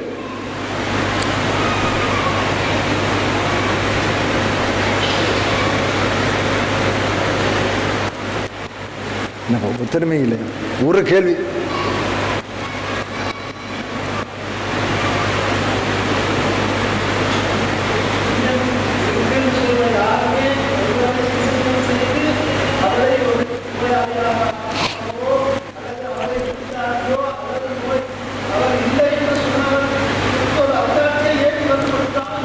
சரி, நல்ல கேள்வி, மாஷா அல்லாஹ். சூனியம் செய்து தாக்கம் செலுத்த முடியும் அப்படி என்பதை குர்ஆன் ஹதீஸை மறுக்காம நாங்க ஏற்றுக்கொண்டிருக்கிறோம். இருக்கிறது இருக்கிறபடி ஏற்றுக்கொண்டோம். சரியா? இப்ப அவர் கேட்கிறார் என்னன்னு கேட்டா, இருக்குது தாக்கம் இருக்குதுன்னு சொன்னா ஏன் சூனியக்காரர்கள் வந்து இதை பண்ணி 4 பேரை நடத்தி காட்டல? சூனியத்தை பண்ணி ஒருத்தரை படுக்க போட்டு, சூனியத்தை பண்ணி ஒருத்தரை கையை முடக்கி, காலை முடக்கி, கழுத்தை திருப்பி, வாயை ஆவங்க வச்சு அப்படி செய்ய வேண்டியதானே? ஏன் செய்யறாங்க? இல்ல முடியுமா, உங்களுக்கு முடியுமா, செய்து காட்டுங்க அப்படிங்கிற மாதிரி ஒரு சேலஞ்சா வைக்கிறாங்க. நல்ல விளங்கி கொள்ளுங்க. இதே அதனால சூனியம் இல்லைன்னு மறுக்கிறாங்க. அதுவும் ஒரு காரணம். இருந்தா நடத்தி காட்டுங்கப்பா, இல்லைன்னா சூனியம் இல்ல, அதான் உங்களுடைய வாதம். இப்படி வாதம் வச்சா இன்னொரு பெரிய பட்டியல் நானே தருகிறேன். நபிகள் நாயகம் ஸல்லல்லாஹு அலைஹி வஸல்லம் குல் சூராக்கள் ஓதி நோக்கி சிகிச்சை பண்ணினாங்களா இல்லையா? ஓதி நோய் வந்துருச்சு, ஓதி ஊதி மேலெல்லாம் தடவி சிகிச்சை பண்ணாங்க. ஆக இரையச்சம் உள்ளவர், அவங்க மறுக்கக்கூடியவங்கல்ல, ஆக இரையச்சம் உள்ள ஒருத்தரை கூட்டிடுவாங்க, இந்தியாவில இருந்து கூட்டிடுவாங்க. கேன்சர் ஹாஸ்பிட்டல ஒருத்தரை கொண்டு வந்து ஓதி இப்ப குணப்படுத்தி காட்டுங்க. காட்டவில்லையானால் நாங்க குல் சூராவுடைய ஹதீஸ்களை ஏற்க மாட்டோம். மறுப்பீங்களா? மறுப்பீங்களா இல்லையான்னு கேட்கிறேன். நோய்க்கு அல்லாஹ்வுடைய தூதர் நோய் வந்தா ஓதி ஊதி சிகிச்சை பண்ணி நாங்க ஊதி மேலெல்லாம் தடவினார்கள், சிகிச்சை பண்ணினாங்களா இல்லையா? சூரத்துல் ஃபாத்திஹா ஓதி அந்த அந்த அந்த உணர்வற்று கிடந்த ஒருவரை ஒரு சஹாபி குணப்படுத்தினார். புகாரியுடைய ஹதீஸ் குணப்படுத்தினாங்க. ரசூலுல்லாஹ் கேட்கிறாங்க, இது ஓதி பார்த்து சிகிச்சை செய்கிற ஒரு அத்தியாயம் உனக்கு எப்படி அப்பா தெரியும் அப்படி என்று நபிகள் நாயகம் ஸல்லல்லாஹு அலைஹி வஸல்லம் கேட்கிறாங்க. இப்ப கேள்வி என்னன்னு கேட்டா, ஃபாத்திஹா இந்த குல் சூறாக்களை ஓதி சிகிச்சை பண்ணுவது உண்மையிலே நோக்கி மருந்தாகும் என்று சொன்னா, கேன்சர் ஹாஸ்பிட்டலா ஒருத்தரை இன்றைக்கு கொண்டு வர்றோம், இறையச்சம் உள்ளே நினைக்கிற ஒருத்தரை கொண்டாந்து நீங்க ஓதி ஊதி குணப்படுத்தி காட்டுங்க, காட்டவில்லையானால் குல் சூறாவுடைய அதிசயம் மறுப்போம் அப்படின்னு முடிவெடுக்கிற. இல்ல அல்லாஹ் ரசூல் சொன்னா அதுல யதார்த்தம் இருக்கு அப்படி நம்புறத. எப்படி நம்புவோம்? அல்லாஹ் ரசூல் சொன்னா இருக்குது, இன்ஷா அல்லாஹ் நடக்கும். அது யாருக்கு எப்ப எந்த நேரம் நடக்கும் அது அல்லாஹ் ரசூல் முடிவு செய்வாங்க. நாங்க நடத்தினால்தான் நம்புவோம் என்று சொன்னா அதுக்கு பேர் ஈமான் கிடையாது. அதைத்தான் காபிர்கள் கேட்டாங்க, ஏன் நீங்க ரசூலா இருந்தா இந்த இறக்கி காட்டுங்களேன், அதை போட்டு காட்டுங்களேன், இதை போட்டு காட்டுங்களேன், அப்படி செய்யுங்களேன் இப்படி செய்யுங்களேன், நிறைய வாதங்கள் காபிர்கள் வைத்தார்கள். அப்படி வாதத்தை நாங்க வைக்க கூடாது. அல்லாஹ் ரசூல் சொன்னதை நம்பணுமே தவிர நடத்தி காட்டினால் தான் நம்புவேன், அது காபிர்களுடைய வாதம், அது முஸ்லிம்களுடைய வாதம் கிடையாது. நம்பிக்கை என்பது சொன்னத்தை நம்புவதை செய்து காட்டினால் தான் நம்புங்கிறது முட்டாள்தனம். விளைச்சா உங்களுக்கு அப்படி சொன்ன குல் சூரா இந்த குர்ஆனுடைய வசனங்கள் ஓதி சிகிச்சை பண்ணுகிற இந்த துஆக்கள், ஹதீஸ்ல வர துஆக்களை எல்லாம் தூக்கி முதுகுக்கு பின்னாடி போடுங்க என்ற இப்ப செஞ்சு காட்டுங்க, இல்லைன்னா செய்ய முடியாது. அன்புக்குரியவர்களே, எனவே அது ஒரு பகுத்தறிவு ரீதியான வாதமோ அறிவுபூர்வமான வாதமோ கிடையாது. ஆனா எனக்கு கொஞ்சம் உருப்படியான கேள்விகளா இருந்து இந்த கேள்வி கண்டே ஒரு டைம் கொடுக்கணும் இன்ஷா அல்லாஹ். முஜாஹித் மௌலவிக்கார் முன்னாடி இருக்கிறா, பின்னாடி கேள்வி இருக்குதா? இல்ல, கேள்வி பதில் இல்லைன்னு சொல்லிட்டாங்க. ஆனா எனக்கு அந்த பேசுவதற்குரிய நேரம் அந்த சுருக்கம்ங்கிறதுனால கொஞ்சம் அங்கங்க அடுத்தது வேகமா போக வேண்டி இருந்துச்சு. ஆனா கேள்வி பதில் என்று உங்களிடத்துல வறுமையாக இருந்தால் ஒவ்வொரு கேள்வியும் இன்ஷா அல்லாஹ் அதுக்கு ஏற்ற மாதிரி அன்னைக்கு இன்ஷா அல்லாஹ் பதில் தர முடியும். ஒரு நாளைக்கு என்று சொல்லி ஷேக் சொல்லியிருக்காங்க. இன்ஷா அல்லாஹ் வேறொரு சந்தர்ப்பத்தில் அதுக்குரிய பதிலை எதிர்பார்ப்போம். வாஹிர் தவான் அல்ஹம்துலில்லாஹி ரப்பில்